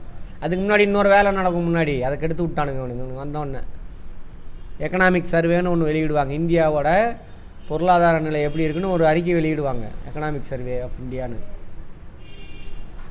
சரியா? அது எப்பயுமே பப்ளிஷ் பண்ணுவாங்க. ஃபஸ்ட்டு அதை தான் வாசிப்பாங்க, அப்புறம் தான் நிதிநிலை அறிக்கையை தாக்கல் பண்ணுவாங்க. இப்போ இந்த இத்து போனவனுங்க வந்ததுலேருந்து அது நடக்கிறதே கிடையாது. இந்தியன் கவர்மெண்ட் தான் ஸ்டாட்டிஸ்டிக்கல் ஆர்கனைசேஷன் இருக்கும். ஸ்டாட்டிஸ்டிக்கல் அண்ட் எக்கனாமிக்ஸ் 2 பேர் சேர்ந்து வெளியிடுவாங்க. சரி, அப்போ ஒரு நாட்டில் இருக்கக்கூடிய எல்லா வங்கியும் கட்டுப்படுத்துகிறோம் தான் யார்? மைய வங்கி. அது உருவாக்குறதோட வரலாறாமா. உலகத்தில் முதல் மைய வங்கி ஸ்வீடன் நாட்டினுடைய ரிக்ஸ்க் வங்கி. ஸ்வீடன் எந்த கண்டம்? ஐரோப்பா. மேப்பில் ஞாபகம் வருது எந்த இடத்துல வரும்னு? சரி சொல்லுங்கள் பார்ப்போம். பிரைம் மெரிடியனுக்கு கிழக்கில் வருமா மேற்கில் வருமா? முதன்மை தீர்க்கிறதுக்கு கிழக்கில் வருமா மேற்கில் வருமா? இன்னும் கரெக்டாக பாருங்கள் மேப்பெல்லாம். சரி, இது ஒரு தனியார் வங்கி. இதுதான் உலகத்தில் முதல் வங்கி. எந்த வருஷம் உருவாக்குறாங்க? 1656. பணத்தை வெளியிடுறதுக்கான முழு உரிமை எப்போ பெறாங்க? 1897. இப்போ அட் ப்ரெசன்ட் எல்லா நாட்டினுடைய ஒவ்வொரு நாடும் அவங்களுடைய நாட்டோட பணத்தை யார் வெளியிடுவாங்கன்னா அந்த நாட்டோட மைய வங்கி தான். அரசாங்கம் வெளியிட மாட்டாங்க. சரியா? அதேமாதிரி நம்ம இந்தியாவுக்கான பணத்தை அச்சிடிச்சு வெளியிடுறது யார்? ஆர்பிஐ. அதான் மைய வங்கி. அப்படி அந்த முதல் அதிகாரத்தை பெற்ற வங்கி அது இந்த ரிக்ஸ், ஸ்வீடனுடைய ரிக்ஸ். ஆனால் வங்கி கலையின் அடிப்படையில் 1864 தோற்றுவிக்க பணத்தை வெளியிட்ட முதல் வங்கி இங்கிலாந்து வங்கி. இது என்னன்னு சொல்கிறான்? ஏதோ வங்கி கலையின் அடிப்படையில்னு சொல்கிறான். அந்த அடிப்படையில் பார்த்தோம்னா இங்கிலாந்து வங்கி தான் அப்படின்றான். ரைட். ஒரு 1920 ஃப்ரான்ஸ் பிரசல்ஸ் நகரில் கூட்டப்பட்ட பன்னாட்டு நிதிய மாநாட்டில் இன்டர்நேஷ்னல் ஃபினான்ஸ் கார்ப்பரேஷன் எடுக்கப்பட்ட முடிவின் அடிப்படையில் 1921 முதல் 1954 வரையிலான காலகட்டத்தில் பெரும்பாலான நாடுகளில் மைய வங்கி அமைப்புகள் தோற்றுவிக்கப்பட்டன. பன்னாட்டு நிதிய மாநாடு இன்டர்நேஷ்னல் ஃபினான்ஸ் கார்ப்பரேஷன் ஒன்று உருவாக்குறானுங்க. கூட்டிகிட்டு என்ன பண்ணுறான்? ஒவ்வொரு நாடு மைய வங்கியை உருவாக்கிக்கோ, நீங்கள் தான் பணத்தை அச்சடித்து வெளியிடணும் அப்படின்னு சொல்லிட்டு முடிவெடுக்கிறாங்க. இப்போ 1920. அப்போ உலகத்தில் இருக்கக்கூடிய பெரும்பான்மையான மைய வங்கிகளை இந்த காலகட்டத்தில் தான் உருவாக்குறாங்க. நம்ம இந்தியாவோட மைய வங்கி எந்த ஆண்டு உருவாகுது? 1935 உருவாக்குறாங்க. அது தனியார் வங்கி தான். இப்போது ரிசர்வ் பேங்க் ஆஃப் இந்தியா அப்போ தனியார் வங்கி. 1949 தான் அதை பொது உடைமையாக்குவாங்க, அரசாங்க வங்கியாக மாறும். தனியார் வங்கினா யார் முதலீடு போட்டிருப்பா? அவனோட ஷேர் மார்க்கெட்டில் இருக்கும், அவன் போட்டிருப்பான். அப்புறம் அவன் இங்கிலாந்துக்காரனுங்க இருக்கானுங்களே, அவனுக்கு முதலீடு போட்டு ஆரம்பித்த வங்கி தான் அது ஆர்பிஐ. தென்னாப்பிரிக்க ரிசர்வ் வங்கி 1921. தென்னாப்பிரிக்கா எங்கே இருக்குது? ஆப்பிரிக்காவுடைய தென்கோடியில் இருக்கும். அந்த நாடு யாரோட கண்ட்ரோலில் இருந்துச்சு? இங்கிலாந்து கண்ட்ரோலில். அப்போ தான் அங்கே யார் போனது? நம்மளால் ஃபேமஸான ஆள் காந்தி. அங்கே போயிட்டு அங்கே இந்தியர்கள்லாம் இருப்பாங்க, அவங்களுக்கு பிரச்சனையெல்லாம் போராடி ஜெயிப்பார். அங்கே தான் முதல்ல அவர் சத்தியாகிரகா வெற்றி பெறும் அப்படின்னு பார்த்துருப்போம். சரியா? அப்படியே ரீகால் பண்ணிக்கணும், சும்மா அப்படியே வாச்சிட்டு போகக்கூடாது. சீன மைய வங்கி 1928. நியூசிலாந்து ரிசர்வ் வங்கி 34. இந்திய ரிசர்வ் வங்கி 34. சட்டம் 34 ஆரம்பிக்கப்பட்டது 1935. ஓகேவா? அந்த கன்ஃபியூஷனே வேணாம். சிலோன்னா இது இலங்கை மைய வங்கி 1950. இங்கிலாந்து கட்டுப்பாட்டில் தான் இருந்தது. இஸ்ரேல் மைய வங்கி 54. 2ஆம் உலகப் போர் முடிஞ்சோன்னா இஸ்ரேல்னு ஒன்று உருவாகும். அதுக்கு முன்னாடி இஸ்ரேலே கிடையாது. அங்கே போய் லேண்டு வாங்கி விவசாயம் செய்கிறன்னு வாங்கி இது ஏன் நாடுறான்ட்டானுங்க. இப்போ நம்மளை செய்கிறானுங்களே, எதுக்கு சிரிக்கிறீங்க? நம்மளே இப்போ ஒருத்தன் அவன் நாடுன்றான், நீங்கள் அடுத்த நாட்டை பார்த்து சிரிக்கிறோம். இது மறைமுகமாக நம்ம நாட்டை பிடிச்சிக்கிட்டு இது ஆரிய நாடுன்றான் அவன். புரியுதா? அது தெரியாமல் நம்மளும் உக்காந்துக்கிட்டு அவனுங்களுடைய புராணங்கள்லாம் படிச்சுட்டு உக்காந்துக்கிட்டு அடிமையாக இருக்கிறோம். அது தெரியாமல் உட்காந்துருக்கோம். அந்த மாதிரி ஆக்கிட்டானுங்க. அங்கேயாவது வெளிப்படையாக தெரியுது, இங்கே தெரியல. ஆமாம், இதெல்லாம் கேட்பாங்க. இயர் எந்த வருஷம் ஏதுன்னு பார்த்துக்கோங்க. இந்திய வங்கிகளின் வரலாறு. Bank of Hindustan, East India Company இருக்குல்ல, அவனது இந்துஸ்தான் வங்கி. இந்தியாவோட முதல் வங்கி அவர் தான். 1770. ஈஸ்ட் இந்தியா கம்பெனி கிடையாது, இங்கிலீஷ்காரெல்லாம் சேர்ந்து ஆரம்பிச்சிருப்பானுங்க. ஓகேவா? 1770. சரி. இந்தியாவில் உள்ள வங்கிகள் அமைப்பு பிரசிடென்சி வங்கிகளால் கட்டுப்படுத்தப்பட்டும் ஆதிக்கம் செலுத்தப்பட்டும் வந்தது. பிரசிடென்சி வங்கின்னு ஒரு வங்கி இருந்திருக்காது. எங்கன்னு எனக்கு டீட்டெயில் தெரில, அதை விட்டுருங்க. சரியா? பிரசிடென்சி வங்கியா? சரி. பிரசிடென்சினாக்கா சென்னை மாகாணம், கொல்கத்தா மாகாணம், அதாவது சென்னை மாகாணம், மெட்ராஸ் மாகாணம், கொல்கத்தா மாகாணம், அப்புறம் பம்பாய் மாகாணம் பிரசிடென்சின்னு சொல்லுவாங்க. அங்கே ஒவ்வொரு பிரசிடென்ஸுக்கும் ஒவ்வொரு பேங்க் இருந்திருக்கு. இங்கே இருக்குது பாருங்கள், வங்காள வங்கி பிரசிடென்சி பேங்க், மும்பை வங்கி தனித்தனியாக. நாடு முழுவதுக்கும் ஒரே ஹெட்டு கிடையாது, 3 இடத்துக்கு 3 பேங்க் இருந்திருக்கு. இப்போ எப்படி இந்தியாவில் இருக்கக்கூடிய எல்லா பேங்க் ஆர்பிஐ, அது மாதிரி 3 பிரசிடென்சிக்கு ஒன்று. 3 பிரசிடென்சியும் பார்ப்போமா? பாருங்க, இது பெங்கால் பிரசிடென்சி, இது ஃபுல்லாக வங்காள. நம்மளுக்கு மெட்ராஸ் பிரசிடென்சி, இது வரைக்கும் வரும். கேரளாவை மட்டும் விட்டுறணும். இந்த பக்கம் மகாராஷ்டிரா பிரசிடென்சி. இதுதான் மகாராஷ்டிராவே இப்படி வச்சுக்கோங்க. இங்கெல்லாம் ஒன்றும் இருக்காது, இதெல்லாம் பாலைவனம். இது தானே காடு. 3 பிரசிடென்சி, அங்கங்கே ஒவ்வொரு பேங்க் இருந்திருக்கு. வரலாறு தெரிஞ்சால் தான் அதெல்லாம் புரியும், எல்லாம் புரியாது. அவங்க தான் கட்டுப்படுத்தியிருக்காங்க. எல்லாம் ஒருங்கிணைக்கப்படுறாங்க. 1921 ஒருங்கிணைக்கிறாங்க.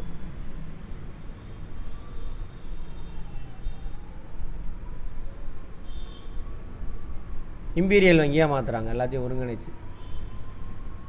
இம்பீரியலிசம் அப்படின்னாக்கா அந்த அவனுங்க தான் பிரிட்டிஷ் கவர்மெண்ட்னு அர்த்தம் இம்பீரியல். அப்போ இம்பீரியல் பேங்காக மாறுது. அப்போ நாடு சுதந்திரம் அடைஞ்சதுக்கப்புறம் அந்த பேங்க் என்ன பண்ணுறாங்க, இந்தியன் ஸ்டேட் பேங்காக மாற்றுறாங்க. ஸ்டேட் பேங்க் ஆஃப் இந்தியா இருக்குல்ல, 55 கேட்பாங்க, இந்திய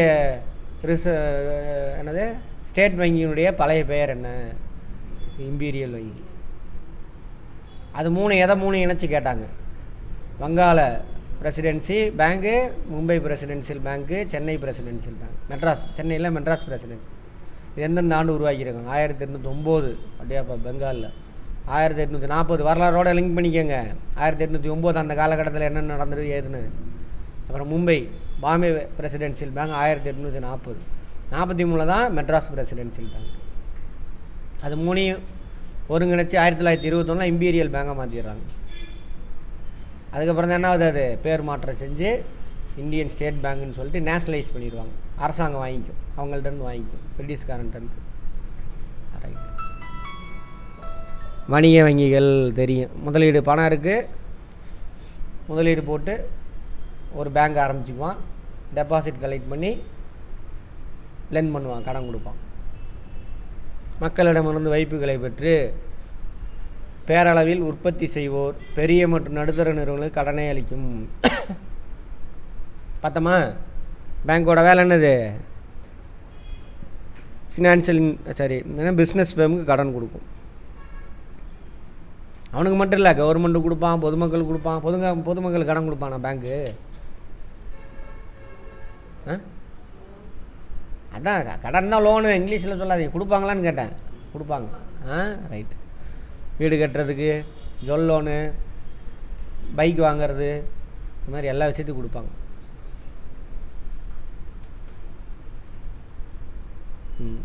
பார்த்தோம் இல்லையா, வங்கிகள் என்ன பண்ணாது, நீண்ட கால கடனை கொடுக்காது. என்ன காரணம், முன்னாடி சொன்ன நடத்தும் பொழுதே சொன்னேன்னா குறுகிய மத்திய கால கடன் தான் கொடுக்கும். சரியா? எனக்கு அவன் டெபாசிட் தான் வாங்க முடியும். டெபாசிட் எவ்வளோ இருக்கும், 1 வருஷம் அதிகபட்சமாக டெபாசிட்டு. பணத்தை கொடுத்துட்டு அவன் அந்த டெபாசிட்டை வாங்கி அவன் 5 வருஷத்துக்கு கடன் கொடுத்தான்னு வச்சுக்கோங்க. டெபாசிட் போட்டவன் நாளைக்கு வந்து கேட்குறான், கொடுக்க முடியாது. ஆனால் நீண்ட கால கடனை கொடுக்க முடியாது. யார்? பேங்க் கொடுக்க முடியாது. அதுக்கு நீண்ட கால நிலவர வங்கி, டெவலப்மெண்டல் பேங்க் அவன் தான் கொடுப்பான். அவன் என்ன பண்ணுவான், பாண்டு டிபெஞ்சரை வெளியிட்டு ஃபண்டு ரைஸ் பண்ணுவான். பாண்டு டிபெஞ்சருங்கிறது என்னது, நீண்ட கால டெபாசிட் மாதிரி.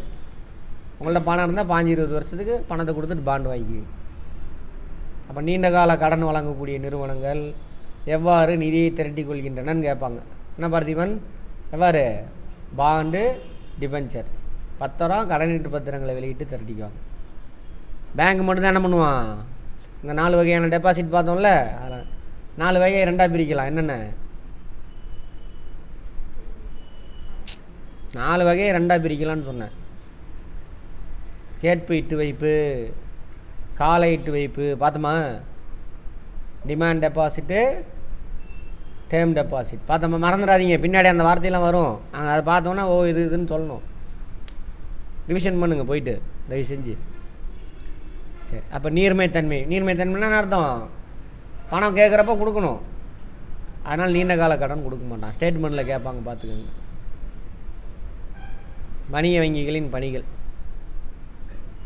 பணம் இருக்கிறவன் லாபம் சம்பாதிக்கிறதுக்காக பணத்தை போட்டு பேங்க் ஆரம்பிக்கிறான். அதான் இது லாப நோக்கம். ஆனால் என்ன, சேவை தானே வழங்குறான் வணிக வங்கி. சேவை வழங்கும், குட்ஸ் தயாரிக்கிறானா, என்ன தயாரிக்கிறான், சர்வீஸ் ப்ரொடியூசர். சர்வீஸ் வார்த்தையை தப்பாக யூஸ் பண்ணுறோன்னு முன்னாடியே பார்த்தோம். ரைட். அவைகள் வைப்புகளை பெற்று முதலீட்டுக்கான கடன்களை அளிக்கிறது. நம்ம தானே பிஸ்னஸ் ஃபேம் கொடுப்பாங்க. வணிக வங்கிகள் பணிகளை முதன்மை பணிகள், 2ஆம் நிலை பணிகள் என 2 பெரும் பிரிவுகளாக பிரிக்கப்படுகிறது. முதன்மை பணி, இரண்டாம் நிலை பணி, இதர பணிகள் கேட்பாங்க. வணிக வங்கியின் பணிகள், வைப்புகளை, இதான் முதல் வேலை.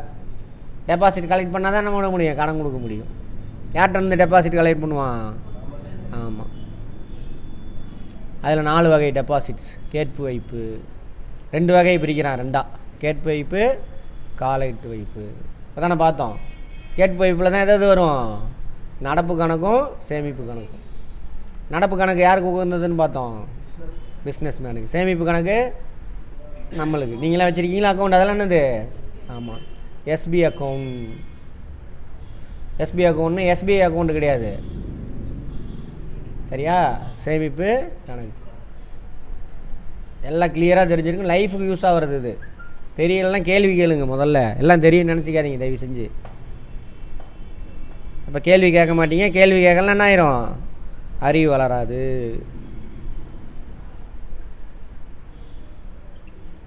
ரெண்டும் இதில் எது ரெண்டுக்கு, இது ரெண்டுலேயும் எதுக்கு இன்ட்ரெஸ்ட் இன்ட்ரெஸ்ட் கொடுப்பாங்க? ரெண்டுக்குமே கொடுப்பாங்க. நடப்பு கணக்கு இன்ட்ரெஸ்ட் கொடுப்பாங்க, ஆமாம் தானே?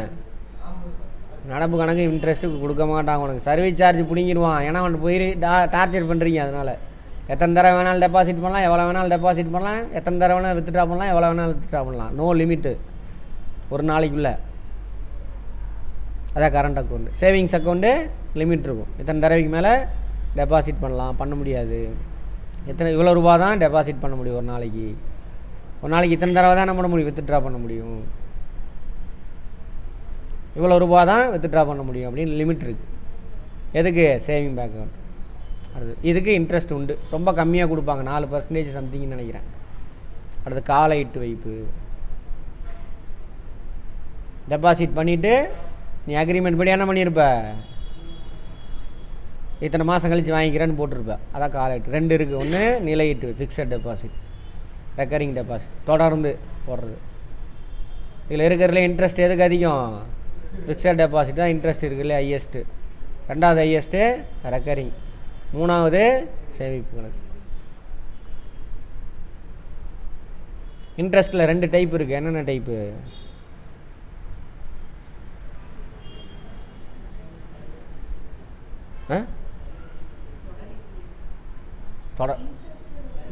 வட்டினா என்ன முதல்ல அது சொல்லுங்கள். உங்கள் உழைப்பு பணமாக மாறி இருக்குது. அடுத்த உழைப்பை பயன்படுத்தினா என்ன பண்ணணும்? நீங்கள் அவனுக்கு பணம் கொடுக்கணும். அதான் இயற்கை நீதி. உங்கள் உழைப்பு பணமாக மாறி இருக்குது. உங்கள் பணத்தை வாங்கி ஒருத்தன் என்ன பண்ணுறான்? பயன்படுத்துகிறான். ஓகேவா?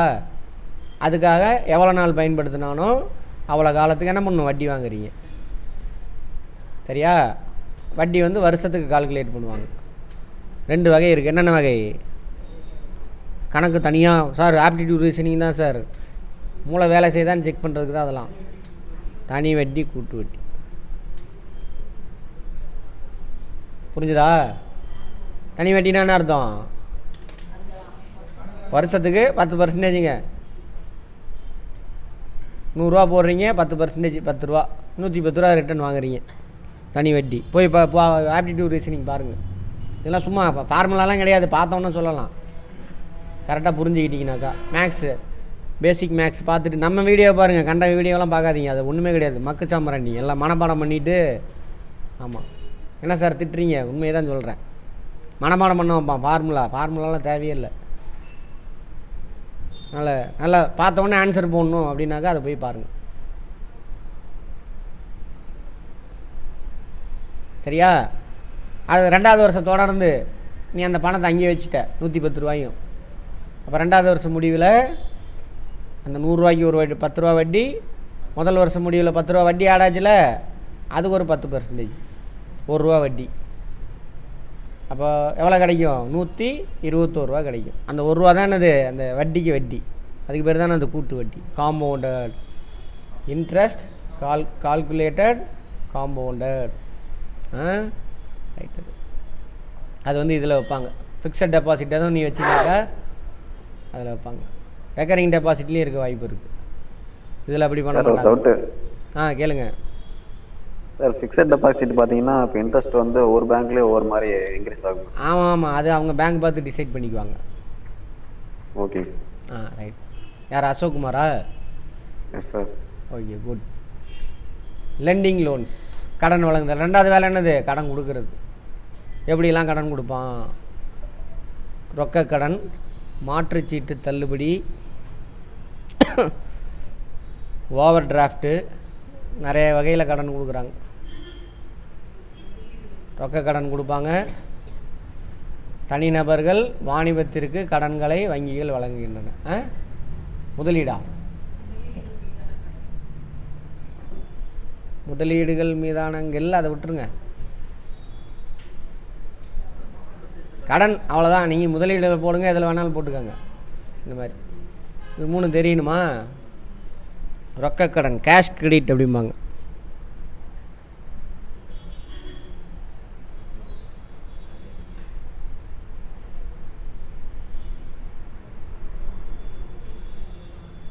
பணமாக கொடுக்குறாங்க, அதை வச்சுக்கோங்க. அடுத்தது மாற்றுச்சீட்டு தள்ளுபடி. மாற்றுச்சீட்டுலாம் எது சார்னா? செக்கு, டிடி, இதெல்லாம் மாற்றுச்சீட்டு. ஓகேவா? அதை வச்சு அதை வாங்கிட்டு உங்களுக்கு கடன் கொடுப்பாங்க.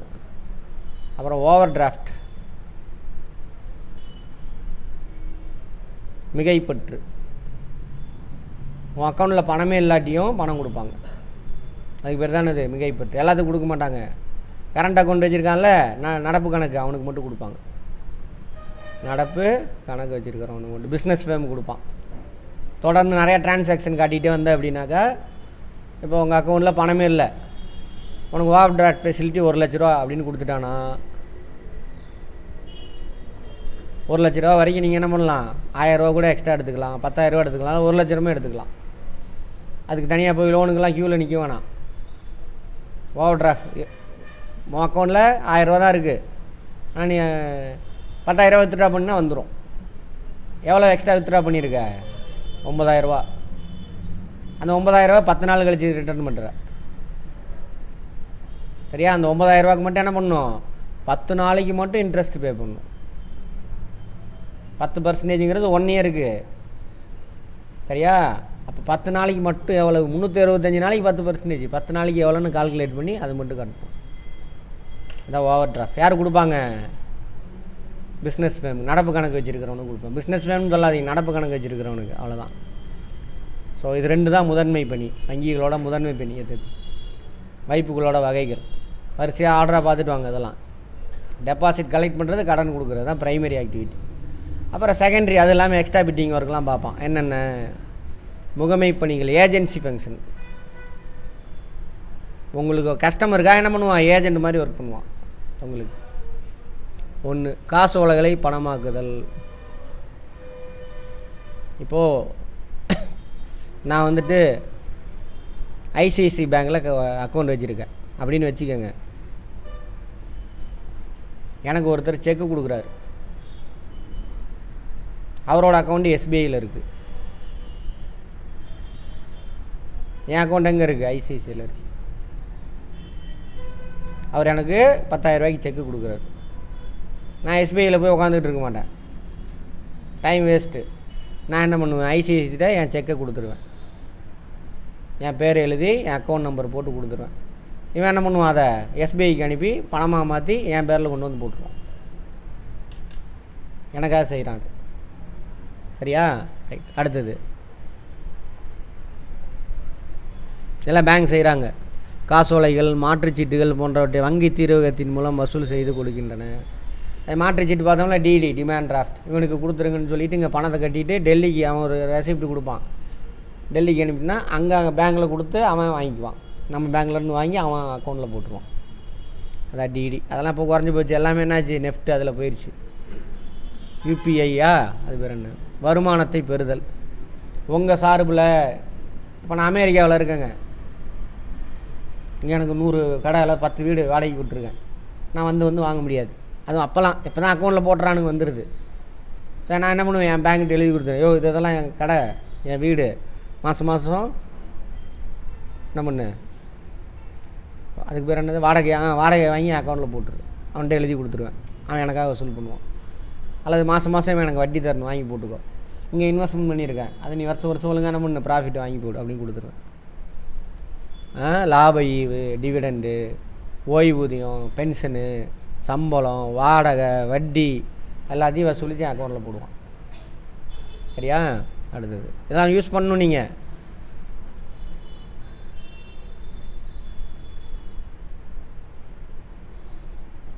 இது வந்து உங்களோட இது இருக்குல்ல, உங்களுக்கு வந்த வருமானத்தை அவன் சொல்லிடுவாங்க. பற்றுச்சீட்டு.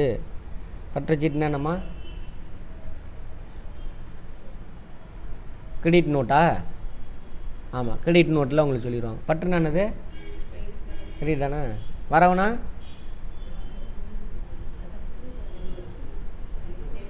டெபிட்டு. டெபிட்டு. வரவுனா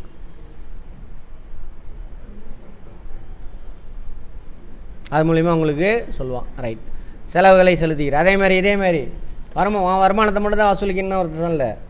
மாதம் மாதம் எனக்கு கரண்ட் பில்லு கட்டிடு, மாதம் மாதம் ஃபோன் பில்லு கட்டின்னு சொல்லி பேங்க்கில் சொல்லிடலாம்.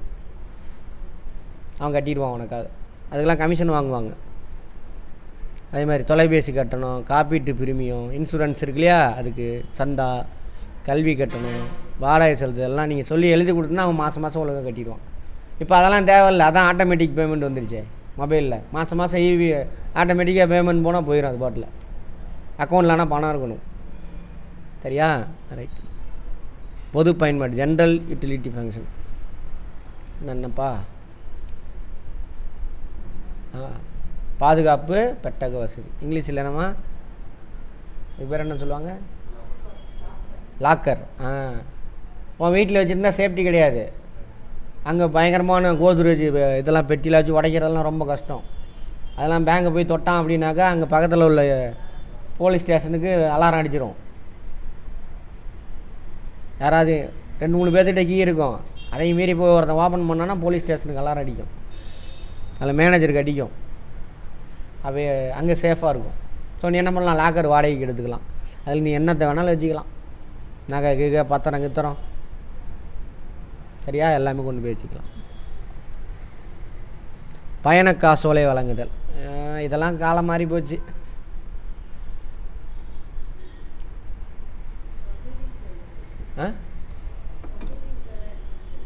என்ன சொசைட்டி? என்னது? எந்த சொசைட்டியில்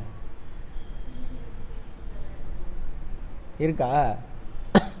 ஒன்றும் இல்லை. பயண காசோலைன்னா நீ பணத்தை பேக்கில் எடுத்துகிட்டு போனீங்கன்னா திருடிட்டு போயிடுவான். வெளிநாடுலாம் போகிறப்ப ஃப்ளைட்டில் போகும்பொழுது ஏதாவது மிஸ் ஆயிரும்னு வச்சுக்காங்க. அதனால் என்ன பண்ணுவோம், இங்கே பணத்தை கட்டிக்கிட்டு செக் புக்கு உனக்கு கொடுத்துருவான்.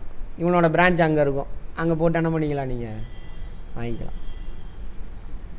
அடுத்து அந்நிய செலாவணி. இந்தியாவில் அந்நிய செலாவணியுடைய பாதுகாவலன் யார்? ஆர்பிஐ. அவன் தான் பாதுகாவலர். அவன் ஏஜென்சி மாதிரி கொடுத்துருவான். ஆர்பிஐ ஆஃபீஸ் எங்கே இருக்குது? Head office Mumbai. அங்கங்கே இருக்கும். சென்னையில் ஒன்று இருக்கும். அங்கே போய் நான் மாற்ற முடியுமா? அதனால் எல்லா பேங்க்குக்கும் ஏஜென்சி கொடுத்துருவான். இப்போ என்கிட்ட ஃபாரின் கரன்சி இருக்கா, நான் எக்ஸ்போர்ட் பண்ணியிருக்கேன் பொருள், ஒரு $100 வந்துருச்சு. நான் போய் சேலத்தில் எஸ்பிஐயில் கொடுத்துட்டு நம்ம நாட்டு பணத்தை வாங்கிக்கிறேன். அதே உங்களுக்கு பணம் தேவையா? எஸ்பிஐ போய் பார்ப்போம். அதான் எவ்வளோ ரேட்டுங்க? அந்த $1 $2 எனக்கு $80, $2 $120 கொடுத்து $2 வாங்கிக்கும்.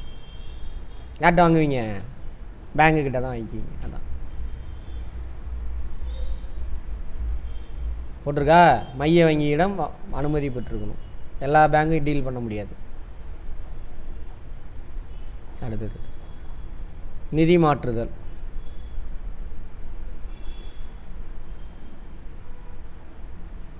ஃபண்டு ட்ரான்ஸ்ஃபர், ஒரு பேங்க்லேருந்து இன்னொரு பேங்க் மாற்றுறது. பணத்தை மாற்றலாமா? கடன் உறுதியளிப்பு கடிதம், லெட்டர் ஆஃப் கிரெடிட்.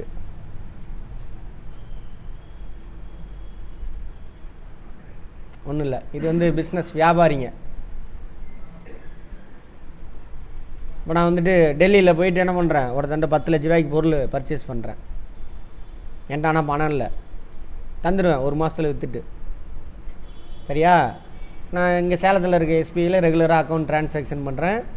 அவனுக்கு தெரியும். எல்லாத்துக்கும் கொடுக்க மாட்டான். அதை அவன் சொல்லுவான், இவர் வாங்குகிற 1 லட்ச ரூபாய்க்கு நான் கேரண்டிங்க அப்படின்னு அவன் கொடுப்பான் எனக்கு.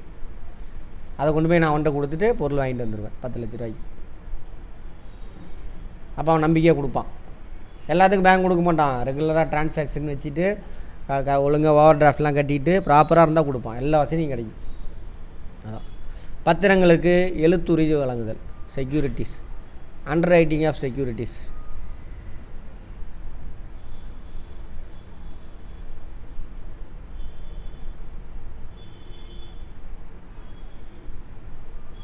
இப்போ பத்திரம் இல்லையா, டெபாசிட் சரி பத்திரன்றேன். இப்போ ஒரு நிறுவனம் என்ன பண்ணுறான், பாண்டு, அதான் பாண்டு, பத்திரம் தான் பாண்டு. பாண்டு வெளியிட்டு என்ன பண்ணுறான், கடன் வாங்குறான்னு வச்சுக்கோங்க மக்கள்கிட்ட. புது நிறுவனமாக இருந்தால் மக்கள் யோசிப்பான்.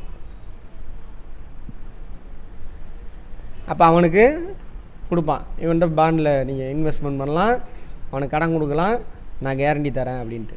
எல்லாத்துக்கும் கொடுக்க மாட்டான். அவனோட வேறு பிஸ்னஸ் பண்ணிகிட்டு இருந்திருப்பான், ரெகுலர் டிரான்சாக்ஷன் இருந்திருக்கும், அவனோட டெபாசிட் இவன்கிட்ட இருக்கும் பேங்க்கில், அதை வச்சு கொடுப்பான். அதெல்லாம் பண்ணுவான். மின்னணு வங்கி தெரியும், எலக்ட்ரானிக் பேங்க் பண்ணுறவங்க எல்லாமே ஆன்லைன்லேயே நடக்குதா, பற்று அட்டை, கடன் அட்டை, இந்த மாதிரி லொட்டு லோஸுக்கு எல்லாமே. இதர வங்கி பண அளிப்பு.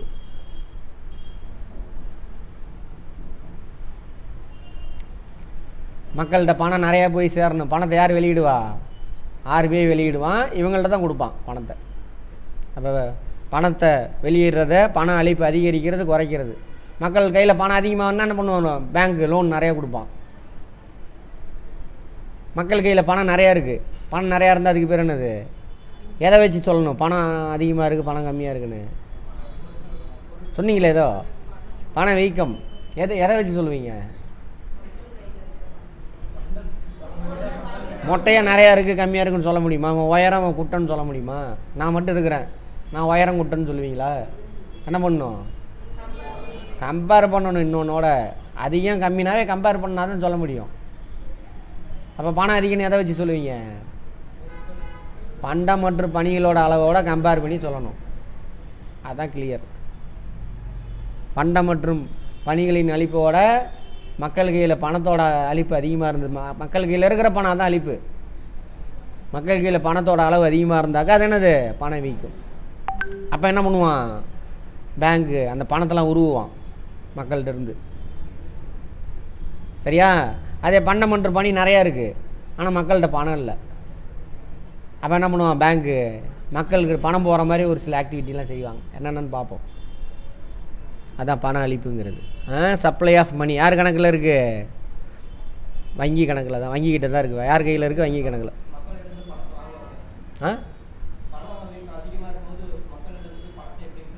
அது இருக்குது சொல்கிறேன், ஒரே அடி அங்கே போகாதீங்க, பின்னாடி வரும் பார்ப்போம்.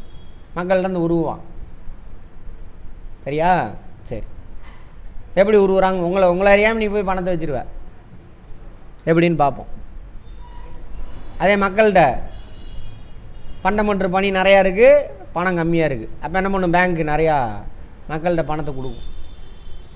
உன் கையில் வந்து கொடுக்க மாட்டான், மறைமுகமாக கொடுப்பான். சரியா? எப்படின்னு சொல்லுங்கள் பார்ப்போம். பேங்க் எதுக்கு சப்சிடி கொடுக்குறான் உனக்கு? அரசாங்கம் தான் கொடுக்கும். கடன் கொடுப்பான் நிறையா, கடன் வாங்கிக்கோ, ஈஸியாக போனால் கடன் கிடச்சிரும். 1000 ரூபா கட்டிட்டு பைக் எடுத்துக்கு பாம்பான்.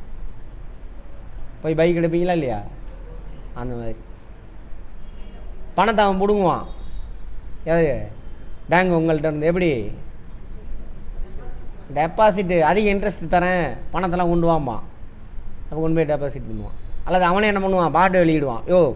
RBI SBI வந்து என்ன பண்ணுவான், 1 கோடி ரூபாய்க்கு ஒவ்வொரு லட்ச ரூபா பாண்டு வெளியிடுவான். SBI ஒன்று அள்ளிட்டு போய் கொட்டுவான் நம்ம ஆளுங்க பணத்தை, இன்ட்ரெஸ்ட் அதிகமாக போடுவான். அப்போ என்ன ஆயிரும், மக்கள் கையில் உள்ள பணம். ஓகேவா? அப்படி இன்னும் நிறைய டூல்ஸ்லாம் இருக்குது, பார்ப்போம்.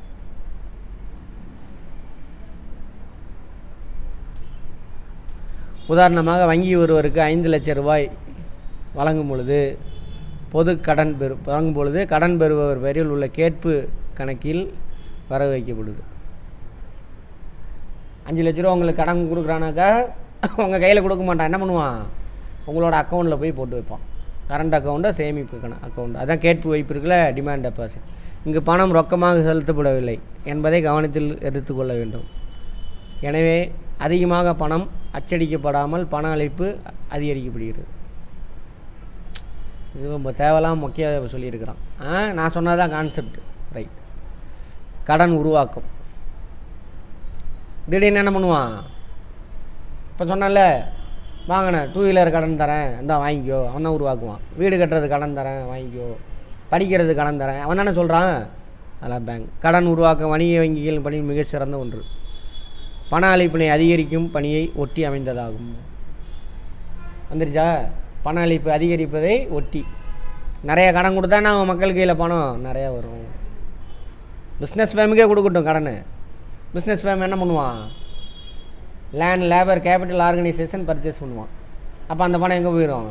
திரும்ப மக்கள்கிட்ட போயிடும். Very simple economics. அதை போட்டு குழப்பி வச்சு நம்மளை உயிர் எடுத்துட்டானுங்க. நம்ம வார்த்தையை மனப்பாடம் பண்ணுறோம்ல, ஒவ்வொரு வார்த்தையும் புரிஞ்சிட்டு வந்தீங்கன்னாக்கா வேலை முடிஞ்சிச்சு. புரிஞ்சதை வச்சு அங்கே ஆன்சர் பண்ணுறேன் எக்ஸாமில். கடன் உருவாக்கம் என்பது கடன்களையும் முன்பண அளிப்பையும் அதிகரிக்கும் ஒரு செயல். முன்பணம்னாக்கா ஒன்றும் கிடையாது, அட்வான்ஸ் பேமெண்ட். இப்போ நீங்கள் ஒரு லோன் எடுக்கிறீங்கன்னு வச்சுக்கோங்க, பைக் வாங்க போகிறீங்க, ஃபஸ்ட்டு ஒரு அமௌண்ட் கட்ட சொல்கிறான்ல, அந்த பணம் 1000 ரூபா கட்டிட்டு பணம் வண்டி எடுத்துக்கடா அப்படிம்பா. இப்போ நிறைய பேர் வாங்குவான். சரியா? வண்டி எடுக்கிற 50% கட்டினா தான் மிச்சம் 50% லோனு தரேன். அப்போ எத்தனை பேர் வண்டி வாங்குவான்? அதான் இது ரெண்டையும் அட்ஜஸ்ட்மெண்ட் பண்ணும்பொழுது கடன் அதிகமாக போகிறது, கம்மியாக போகிறது. கடன் அதிகமாக போனால் என்ன பண்ணுவான்? முன்பணத்தை கம்மி பண்ணிடுவான். கடன் அதிகமாக போகக்கூடாது, அப்போ முன்பணத்தை என்ன பண்ணுவான்? அதிகமாக ஃபிக்ஸ் பண்ணிடுவான். இதுதான் டூல்ஸ். மொத்த பண அளிப்பில் கடன் பணத்தின் அளவினை அதிகரிப்பது கடன் உருவாக்கும். சரியா? கடன் பணம் முன்பணத்தை கம்மி பண்ணிவிட்டு கடன் பணத்தை அதிகம் பண்ணால் நான் கடன் நிறைய பேர் வாங்குவாங்க. யார் பண்ணுவா அந்த வேலையெல்லாம்? ஆமாம், புள்ளி விவரங்களை திரட்டுதல். என்ன புள்ளி விவரம்? எந்தெந்த தொழிலுக்கு எவ்வளோ கடன் போயிருக்கு எல்லாமே திரட்டுவாங்க. ஆர்பிஐயோட வேலை. இப்போ விவசாய விளைபொருள்லாம் என்ன ஆயிடுச்சு? அதிகமாகிடுச்சு. அப்படின்னா என்ன பண்ணணும்? விவசாய விளைபொருள் உற்பத்தியை அதிகப்படுத்தணும். அப்போ விவசாயத்துக்கு கடன் என்ன பண்ணணும்? அதிகப்படுத்தணும். அப்போ போன வருஷம் எவ்வளோ விவசாயத்துக்கு கடன் போயிருக்குன்னு பார்க்கணும். அப்போ இந்த வருஷம் எவ்வளோ இன்க்ரீஸ் பண்ணாங்க, எவ்வளோ உற்பத்தி பெருகும் கால்குலேட் பண்ணணும். இதேமாரி ஒவ்வொரு துறைக்கும் பண்ணுவாங்க உட்காந்து. அப்போ ஆர்பிஐ முக்கியமா இல்லையா? இதெல்லாம் அதுக்கு தான் பொருளாதார வல்லுநர்கள் இருக்காங்க. ரைட். புள்ளி விவரங்கள் தருவாங்க. தனது வாடிக்கையாளர்களுக்கும் அரசு அதிகாரிகளும் தங்களது ஆலோசனையில் வணிக வங்கிகள் வழங்கும். ஓகேவா? கரெக்டாக புரிஞ்சுக்கிட்டிங்கன்னா அப்போ தான் நியூஸ்லாம் புரியும். எல்லாம் ஏதோ என்ன சொல்கிற, பாட்டம் மூட்டனோட, உன் முப்பாட்டனோட, உன் கடவுளோட, சாஸ்திர சம்பிரதாயத்தோட உன் அறிவு முக்கியம். இதுதான் அறிவு, அதை யோசி அப்படின்னு சொல்கிறாரு. நம்ம இந்த நாலேஜை கொடுக்கலையே நமக்கு, அப்போ எப்படி யோசிப்போம்? அப்புறம் அவன் சொல்கிறத அப்படியே கேட்டுட்டு போக வேண்டியதான். பக்கம் தெரிஞ்சு பார்க்க முடியுமா? நல்லதாக கட்டுறதான்னு தெரியாது. கெட்டவனை நல்லவனாக சொல்லுவான். பேப்பரில் பத்திரிக்கையில் 10 நாள் போட்டால் போதும், அவன் நல்லவனாயிடுவான். நல்லவனை கெட்டதாக 10 நாள் போட்டான்னா என்ன ஆயிடுவான்? சரியா? இப்படி தான் பாருங்க, இன்றைக்கி வந்து கத்திக்கிட்டு கிடக்கிறானுங்க இவனுங்க. யாரை? ரைட். அடுத்தது வணிக வங்கிகளின் கடன். அப்போ 3 வகையான பணிகள் இருக்குது.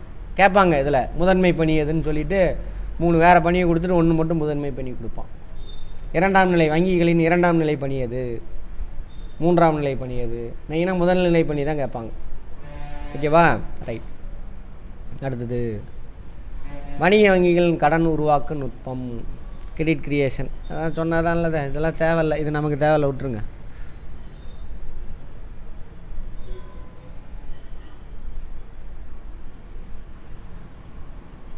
இது நமக்கு தேவையில்லை, உருவாக்கம் தேவையில்லை, விட்டுருங்க. அடுத்தது நவீன வங்கிகளால் உருவாக்கப்படும் வைப்புகள் 2 வகையாமா. அவைகள் முதல் நிலை வைப்பு அல்லது செயலற்ற வைப்பு. 2வது வகை இது வேணால் தெரிஞ்சுக்கலாம், இதெல்லாம் புது கான்செப்ட்டு. ஒரு வாடிக்கையாளர் தனது ரொக்க பணத்தினை வங்கியில் செலுத்துகிறார்னு ஓகே, அவர் பெயரில் பற்று வைக்கப்படும்.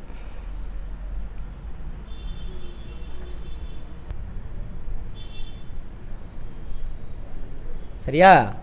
இப்போ நீங்கள் போய் பணத்தை போடுறீங்க, உங்கள் அக்கௌண்ட்டுக்கு வந்துடும். பேங்க்கோட அக்கௌண்ட்டில் கிரெடிட்டு காட்டும், உங்கள் அக்கௌண்ட்டில் பார்த்தீங்கன்னா டெபிட்னு காட்டும். ஓகேவா? பேங்க்கோட அக்கௌண்ட்டு படி பார்த்தோம்னா அவன் உனக்கு தர வேண்டிய பணம்னு அர்த்தம். உங்கள் பேரில் பார்த்தீங்கன்னா அது டெபிட்டு, பற்று உங்கள் அக்கௌண்ட்டில் இருக்குதுன்னு அர்த்தம். ஓகேவா? ரைட். இது முதல் நிலை வைப்பு அல்லது செயல்படா வைப்பு. உங்களோட பணத்தை போய் போடுறீங்க பேங்க்கில். ஓகேவா? அதே பேங்க் வந்து உங்களுக்கு கடன் கொடுக்குது, அதை உங்கள் அக்கௌண்ட்டில் போடும். அதுக்கு பேர் தானே இது பெறப்பட்ட வைப்பு அல்லது செயல்படும் வைப்பு அப்படின்றாங்க. இது பேசிவ் பேசிவ்னா செயல்படாதது, இது ஆக்டிவ் செயல்படக்கூடியது அப்படின்றாங்க. பேங்க்கு உங்கள் கடனை உங்களுக்கு கடன் கொடுக்குது, உங்கள் அக்கௌண்ட்டில் போடுது, அதுவும் உங்கள் அக்கௌண்ட்டில் தானே வருது, அதுக்கு பேர் என்னது? செயல்படும் வைப்பு. உங்கள் பணத்தை கொண்டு போய் போடுறீங்க, உங்கள் கையில் இருந்தானே அக்கௌண்ட்டில் இருந்தானே எல்லாம் ஒன்று தானே, அதுக்கு பேர் என்னது? பேசிவ், செயல்படாதது. ஓகே. முதன்மை வைப்புகளை கொண்டே வங்கியல் கடன்களும் முன்பணங்களும் வாடிக்கையாளர் வழங்குகிறது. இதற்காக முயற்சிகளை வாடிக்கையாளர்களே செய்கின்றனர். வாடிக்கையாளர் நீ தானே பண்ணுவ, பணத்தை ரெடி பண்ணி கொண்டு போய் கட்டுறீங்க. செயலற்ற வைப்புன்றாங்க. எது? முதன்மை வைப்பு இருக்கு இல்லையா, ப்ரைமரி, இது முதல்நிலை வைப்பு, அது வந்து ப்ரைமரி டெபாசிட்ஸ்.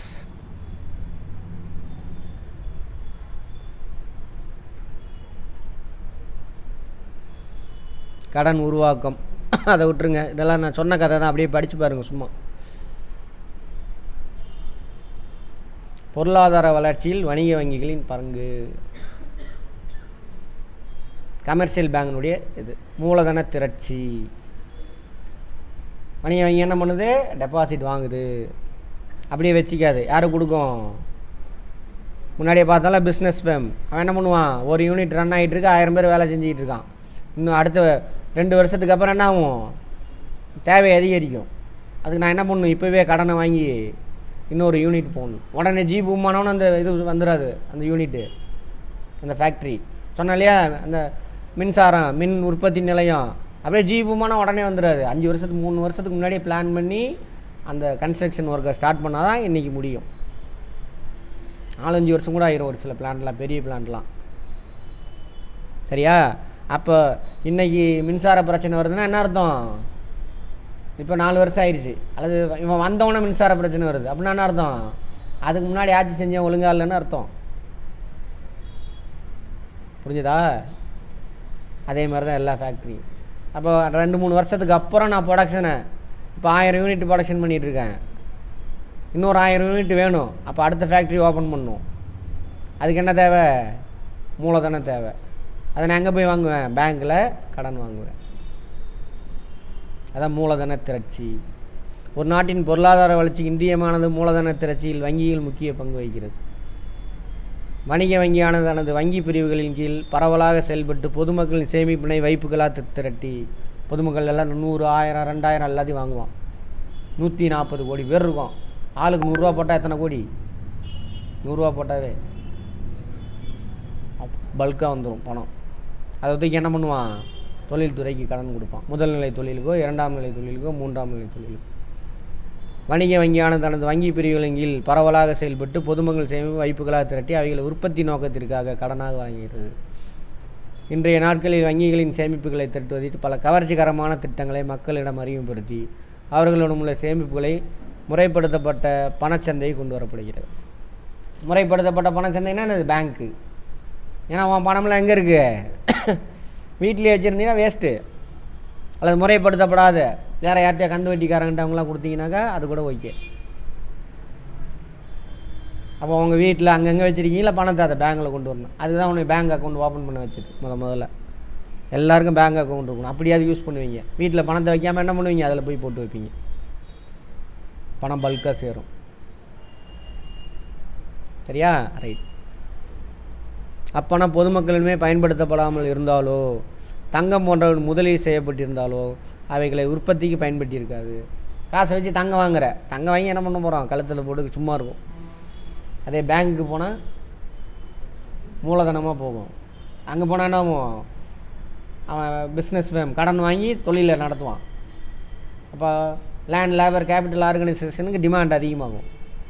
அப்போ மக்களுக்கு வருவாய் என்ன ஆகும்? அதிகமாகும். மக்களுக்கு வருவாய் அதிகமாச்சுன்னா மக்களுக்கான தேவை, பண்டம் பணிக்கான தேவை அதிகமாகும். தேவை அதிகமாகும் பொழுது என்ன ஆகும்? உற்பத்தி அதிகப்படுத்தணும். திரும்பவும் கடன் வாங்குவான். திரும்பவும் என்ன பண்ணுவான்? லேண்ட் லேபர் கேபிட்டல் ஆர்கனைசேஷனுக்கு தேவை அதிகமாகும். மக்களுக்கு வருமானம் அதிகமாகும். அப்போ என்ன ஆகும்? அவனுக்கு தேவை அதிகமாகும், ப்ரொடக்ஷன் திரும்ப அதிகமாகும். இப்படி தான். அதில் முக்கியமான ஆள் யார்? பேங்க்கு. சரியா? ரைட். கடன் உருவாக்கம். கடன் சரி, கடன் உருவாக்கம். கடன் உருவாக்குனா சொன்னல, சொல்லுவான் இந்தந்த கடன் தரேன் அப்படின்னு சொல்லிட்டு. வங்கியில் கடன் உருவாக்கும் மூலம் முன்னேற்ற திட்டங்களுக்கு அதிக நிதியை பெற்று தருகிறது. உற்பத்தி, வேலைவாய்ப்பு, வருமானம், விற்பனை. விவசாயிகளுக்கு கடன் தரேன்னு சொல்கிறாங்களா, அதெல்லாம் கடன் உருவாக்கும். அதில் ஏகப்பட்டது இருக்குது விவசாயத்தில். குறுகிய கால கடன், மத்திய கால கடன் எல்லாம் கொடுப்பாங்க.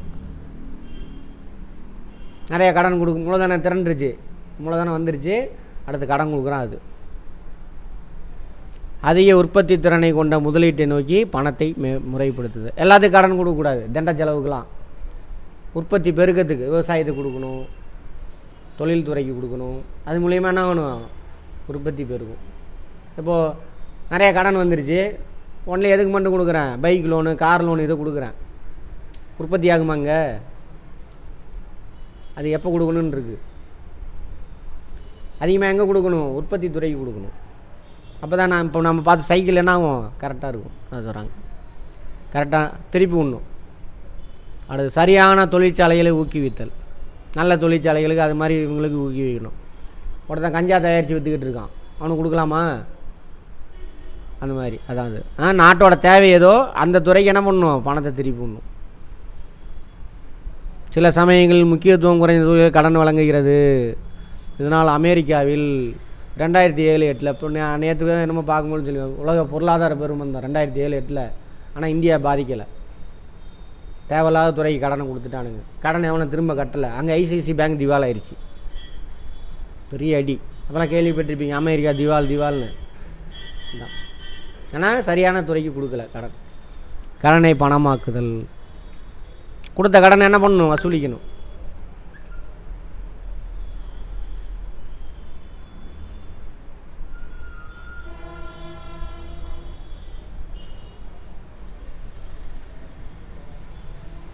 அதாவது இது பில்ஸ் ஆஃப் எக்ஸ்சேஞ்சை பற்றி பேசணும், அது வேண்டாம், விட்டுருங்க. அது ஒரு பெரிய கதை, உள்ளே போகணும். ரைட். அரசிற்கு நிதி வழங்குதல்.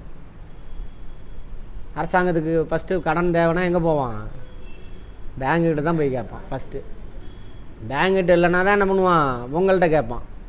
ட்ரெஸரி பில் 1 நாள் 2 நாளைக்கு 7 நாளைக்குள்ளே கட்டுற மாதிரி இருக்கும். அப்பயும் பத்தலை, அப்புறம் டிபெஞ்சர் பாண்டு வெளியிடுவான். வெளியிட்டு உங்கள்கிட்ட தான் வாங்குவான். நிறைய பேர் தனியார் அதை இன்வெஸ்ட்மெண்ட் பண்ணிட்டு தான் இருக்காங்க. அப்போ அரசாங்கத்துக்கு கடன் கொடுக்குறது யார், பேங்க் தான். இந்திய ரிசர்வ் வங்கி 2018-19 ஆண்டில் தனது உபரி நிதியிலிருந்து 68,000 கோடி வழங்கியிருக்காமா. Surplus fund, லாபத்திலேருந்து. இவ்வளோ பணத்தை உருவி என்ன செஞ்சானுங்கன்னே தெரில கவர்மெண்ட்டு. இது அவங்க சம்பாரித்து வச்சுருந்தாலும் லாபம், அதை சேமித்து வச்சு ரிசர்வ் ஃபண்டாக வச்சுருப்பாங்க. அதுலேருந்து 68,000 கோடி கடன் கூட கொடுக்கல, சொந்த பணமும் எடுத்துகிட்டு போ அப்படின்னு கொடுத்துட்டான். வேலை வாய்ப்புன்னு அப்போ தான் பார்த்தோம். தொழில் நிறுவனங்கள் கடனை வாங்கி என்ன பண்ணுவான், உற்பத்தியை பெருக்குவான். So demand for land, labour, capital organisation. அதே மாதிரி வேலை வாய்ப்பு என்ன ஆகும், அதிகரிக்கும். வேலை வாய்ப்பு அதிகரிச்சு, land, labour, capital organisation demand அதிகரிக்கும் பொழுது உங்களுடைய வருமானம் இன்க்ரீஸ் ஆகும். அப்போ என்ன ஆகும், வங்கிகள் தொழில் முனைவினை ஊக்கப்படுத்துவோம். பணம் நிறையா இருந்துச்சுன்னா புதுசாக ஒருத்தன் என்கிட்ட இந்த பிஸ்னஸ் இருக்குது, ப்ராஜெக்ட் ரெடி பண்ணி கொடுக்கணும். அவனுக்கு பிடிச்சிருந்துன்னா அவனுக்கு கடன் கொடுப்பான். அப்போ பணமே எல்லாமே என்ன பண்ணலாம், நீ பிஸ்னஸ் ஆரம்பிக்கலாம். பிஸ்னஸ் ஆரம்பித்தா என்ன ஆகும், அதுக்கு இடம் வாங்குவேன், வாடகை கொடுப்பேன், கரண்ட் பில்லு கட்டு. அதேமாரி land, labour, capital organisation demand அதை வாங்குவேன். அப்போ எல்லாத்துக்கும் என்ன ஆகும், வருமானம் பெருக்கும். அதான் சும்மா காதில் மட்டும் கேட்டுவாங்க, உள்ளெல்லாம் போய் படிக்க வேணாம், டைட்டில் பார்த்தா புரிஞ்சா சரி. இதோடு இருக்கட்டும், நாளைக்கு பார்ப்போம். வங்கி அல்லாத நிதி நிறுவனங்கள், நான் பேங்கிங் ஃபினான்ஷியல் இன்ஸ்டிடியூஷன்ஸ். இதெல்லாம் பேங்க் இல்லாமல் வேறு ஒருத்தவங்க, இந்த chit fund, Shriram chit fund, Bajaj ஃபைனான்ஸ்லாம் இருக்குல்ல, அவெல்லாம் பேங்க் கிடையாது. டெபாசிட் வாங்குவான், நடப்பு கணக்கு வாங்க மாட்டான். நடப்பு கணக்குன்னா டிமாண்ட் டெபாசிட் வாங்க மாட்டான், ஃபிக்ஸட் டெபாசிட் உங்கள்கிட்ட இருந்து வாங்குவான். ரெக்கரிங் டெபாசிட் கூட வாங்குவானா இல்லைன்னு ஃபிக்ஸட் டெபாசிட் வாங்கிட்டு கடன் கொடுப்பான். பஜாஜ் ஃபைனான்ஸ் ஏகப்பட்ட இருக்குல்ல, ஸ்ரீராம் ஃபைனான்ஸு, சிட் ஃபண்டு, இவங்கெல்லாம் இதில் வருவாங்க. ஓகேவா, அதெல்லாம் சொல்லியிருக்காங்க. வங்கி இல்லாத நிதி நிறுவனம் 2 வகைப்படும். இதில் பங்குச்சந்தை, இதர நிறுவனம். பங்குச்சந்தை இதில் போயிடும், கேபிட்டல் மார்க்கெட்டில் போயிடும், அதை விட்டுருங்க. 2வது வகையில் நிதி நிறுவனங்கள், நிதி கழகங்கள், சீட்டு நிறுவனங்கள், கட்டிட சங்கங்கள், பேங்கிங் சொல்கிறான் அவங்க. முதல்நிலை பங்கு வெளியீட்டு நிறுவனம். முதல்நிலை பங்கு வெளியீட்டு நிறுவனம்னா இப்போ நான் ரிலையன்ஸ் கம்பெனி இருக்குது, ஷேர் வெளியிடுறான். முதல்ல இப்போ தான் என்ன பண்ணுறான், ஷேர் எல்லாம் இப்போ வச்சுக்கோ, மன்னாரான் கம்பெனின்னு ஒன்று உருவாக்குறோம் நம்மளாம் சேர்ந்து. ஷேர் ஒரு கோடி ஷேர் வெளியிடுறேன். 1 கோடி ஷேர் 100 ரூபா ஒரு ஷேரோட வேல்யூ.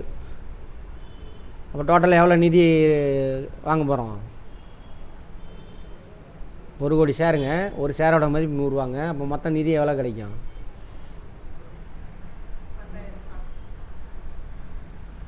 ஏங்க 1 கோடி ஷேர் வெளியிடுறேன், ஷேரே 1 கோடி ஷேருங்க. ஒரு ஷேரோட வேல்யூ எவ்வளவு? 100 ரூபாங்க. 1 கோடி × 100 எவ்வளோங்க? பாருங்க, எல்லாம் மனப்பாடம் பண்ணியே கெடுத்து வச்சுருக்கிறானுங்க. போய் இந்த ஸ்கூலு காலேஜெல்லாம் இழுத்து மூடணும் அதில். ப்ராக்டிக்கலாக யோசிங்க. என்னங்க நீங்கள் எப்படி யோசிக்கிறீங்க?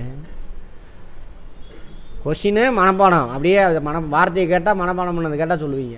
ஆமாம் தானே? 100 கோடி ரூபா தரணும். இப்போ நான் புது கம்பெனி சரியா, இப்போ அந்த 1 கோடி ஷேரை நான் வெளியிடுறேன்னாக்கா போய் ஷேர் மார்க்கெட்டில் விற்க முடியாது. அதுக்கு ஒரு ஏஜென்சி இருப்பான், அவன் தான் முதல்நிலை பங்கு வெளியீட்டு நிறுவனம். பேங்காக தான் இருக்கும் மெயினாக. அவனை போய் அப்ரோச் பண்ணு, இந்த பாரு இதான் என்னோடய கம்பெனி, தான் ப்ராஜெக்ட், இதெல்லாம் பண்ண போகிறேன், என்கிட்ட எவ்வளோ பணம் இருக்குது, 100 கோடி இருக்குது, என்கிட்ட 20 கோடி என் கையில் இருக்குது, மிச்சம் 80 கோடி திரட்டி கொடு இந்தா அப்படின்னு கொடுத்துருவேன். ஓகேவா? கொடுத்துருவான் அவன்கிட்ட. அவன் பேப்பரில் விளம்பரம்லாம் போட்டு அவன் தான் வெளியிடுவான் அந்த நிதி. யார்? முதல்நிலை பங்கு வெளியீட்டு நிறுவனம். அதை பார்த்துட்டு அந்த நிறுவனம் இவனோட பேக்ரவுண்ட்லாம் செக் பண்ணுவான். ஓகே அப்படின்னா தான் அவன் வெளியிடுவான், எல்லாம் போடான்டுருவான். இதெல்லாம் கட்டுப்படுத்துகிறவன் யார்? ஷேரு டிபெஞ்சர் வெளியிடுறவங்களாம் கட்டுப்படுத்துன யார்? பிஎஸ்சியா? SEBI, securities exchange board of India. ஆர்பிஐக்கு இதுக்கு சம்மந்தம் கிடையாது. பாண்டு வெளியிடுறது, பத்திரம் வெளியிடுறது, அப்புறம் அது செகண்டரி மார்க்கெட். ஸ்டாக் எக்ஸ்சேஞ்ச் தான் செகண்டரி மார்க்கெட். அதெல்லாம் கட்டுப்படுத்துகிறவன் யார்? செபி. அடிக்கடி பேர் வரும் பாருங்க. இப்போ கூட அதோட தலைமை அந்த அம்மா ஆமாம், அது ஊழல் பண்ணி மாட்டிக்கிச்சு, அது வேறு. அது ரிஷி கடவுள் அங்கெல்லாம் மெயில் வந்துச்சாமா அந்த அம்மாவுக்கு. ஏமா எப்படிம்மா ஊழல் பண்ணோன்னா, ரிஷி எனக்கு அனுப்புனாங்க இமயமலையிலேருந்து. அப்போ எந்த கேனக்கருக்குன்னா இருப்பானுங்க பாருங்கள் நம்ம ஊரில் இந்தியன்ஸ். இதெல்லாம் தெரிஞ்சால் தானே அதெல்லாம் பேச முடியும். ஆமாம், இவ்வளோ விஷயம் ஸ்கூல் புக்கில் இருக்குது. இதை தான் படிச்சுட்டு வரோம். நல்லா இருக்கும். அப்படியே ஆக்கிட்டானுங்க, அதான் மனப்பாடம் பண்ணி. சரி, இவன்கிட்ட போய் கொடுக்கணும். இந்தாப்பா 80 லட்சம் ஷேர் வெளியீடு, இந்தா 20 லட்சம் ஷேர் நான் வாங்கிக்கிறேன், 20 கோடி ரூபா என்கிட்ட இருக்குது, வெளியிட்டாச்சு. அவன் தான் வெளியிடுவான். உங்கள் பேக்ரவுண்ட்லாம் பார்த்துட்டு பப்ளிஷ் பண்ணுவான். அந்த மாதிரி நல்ல கம்பெனி எல்லாம் பேப்பரில் ஒரு விளம்பரம் பார்த்துருக்கீங்களா பார்த்திபன்? இல்லையா? அவன் விற்று கொடுப்பான். பணம் இருக்கிறவங்களாம் என்ன பண்ணலாம்? ஷேரை வாங்கிக்கலாம். அந்த நிறுவனம் தான் யார்? முதல்நிலை பங்கு வெளியிடும். அதுக்கு இவன் கமிஷன் கொடுக்கணும். அதை விட்டுருங்க, நம்ம அப்புறம் பேசிப்போம். இப்போ ஷேரை வாங்கிட்டீங்க, நிறுவனம் நல்லா போயிட்டுருக்கு. ஒரு ஃபஸ்ட் இயரில் என்ன ஆகுது? உடனேலாம் ஷேர் மார்க்கெட்டுக்கு கொண்டு வர மாட்டான் லைனில். நிறுவனம் நல்லா போதான்னு பார்த்துட்டு அதுக்கப்புறம் தான் ஷேர் மார்க்கெட்டில் உங்கள் பேர் வரும், அந்த கம்பெனியோட பேர். நீங்கள் ஷேர் வச்சுருந்தீங்கன்னா ஷேர் மார்க்கெட்டில் போய் என்ன பண்ணுங்க, அந்த மன்னாரான் கம்பெனி ஷேர் என்கிட்ட 10 இருக்குங்க விற்கிறேன் அப்படின்னு லாகின் பண்ணணும். அப்புறம் அந்த ப்ராசஸ் வாங்கிறதுக்கு நிறைய பேர் போட்டி போட்டானா 100 ரூபா ஒரு ஷேர் வாங்கினீங்களா 1000 ரூபா வரை கூட கிடைக்கும், வித்தரலாம் நீங்கள். அது வந்து செகண்டரி மார்க்கெட். ஸ்டாக் எக்ஸ்சேஞ்செலாம் பத்திரங்கள் ஷேர்னுடைய செகண்டரி மார்க்கெட். ப்ரைமரி மார்க்கெட் எது? முதல்ல வாங்குறீங்களா, அதான் ப்ரைமரி மார்க்கெட், முதன்மை சந்தை.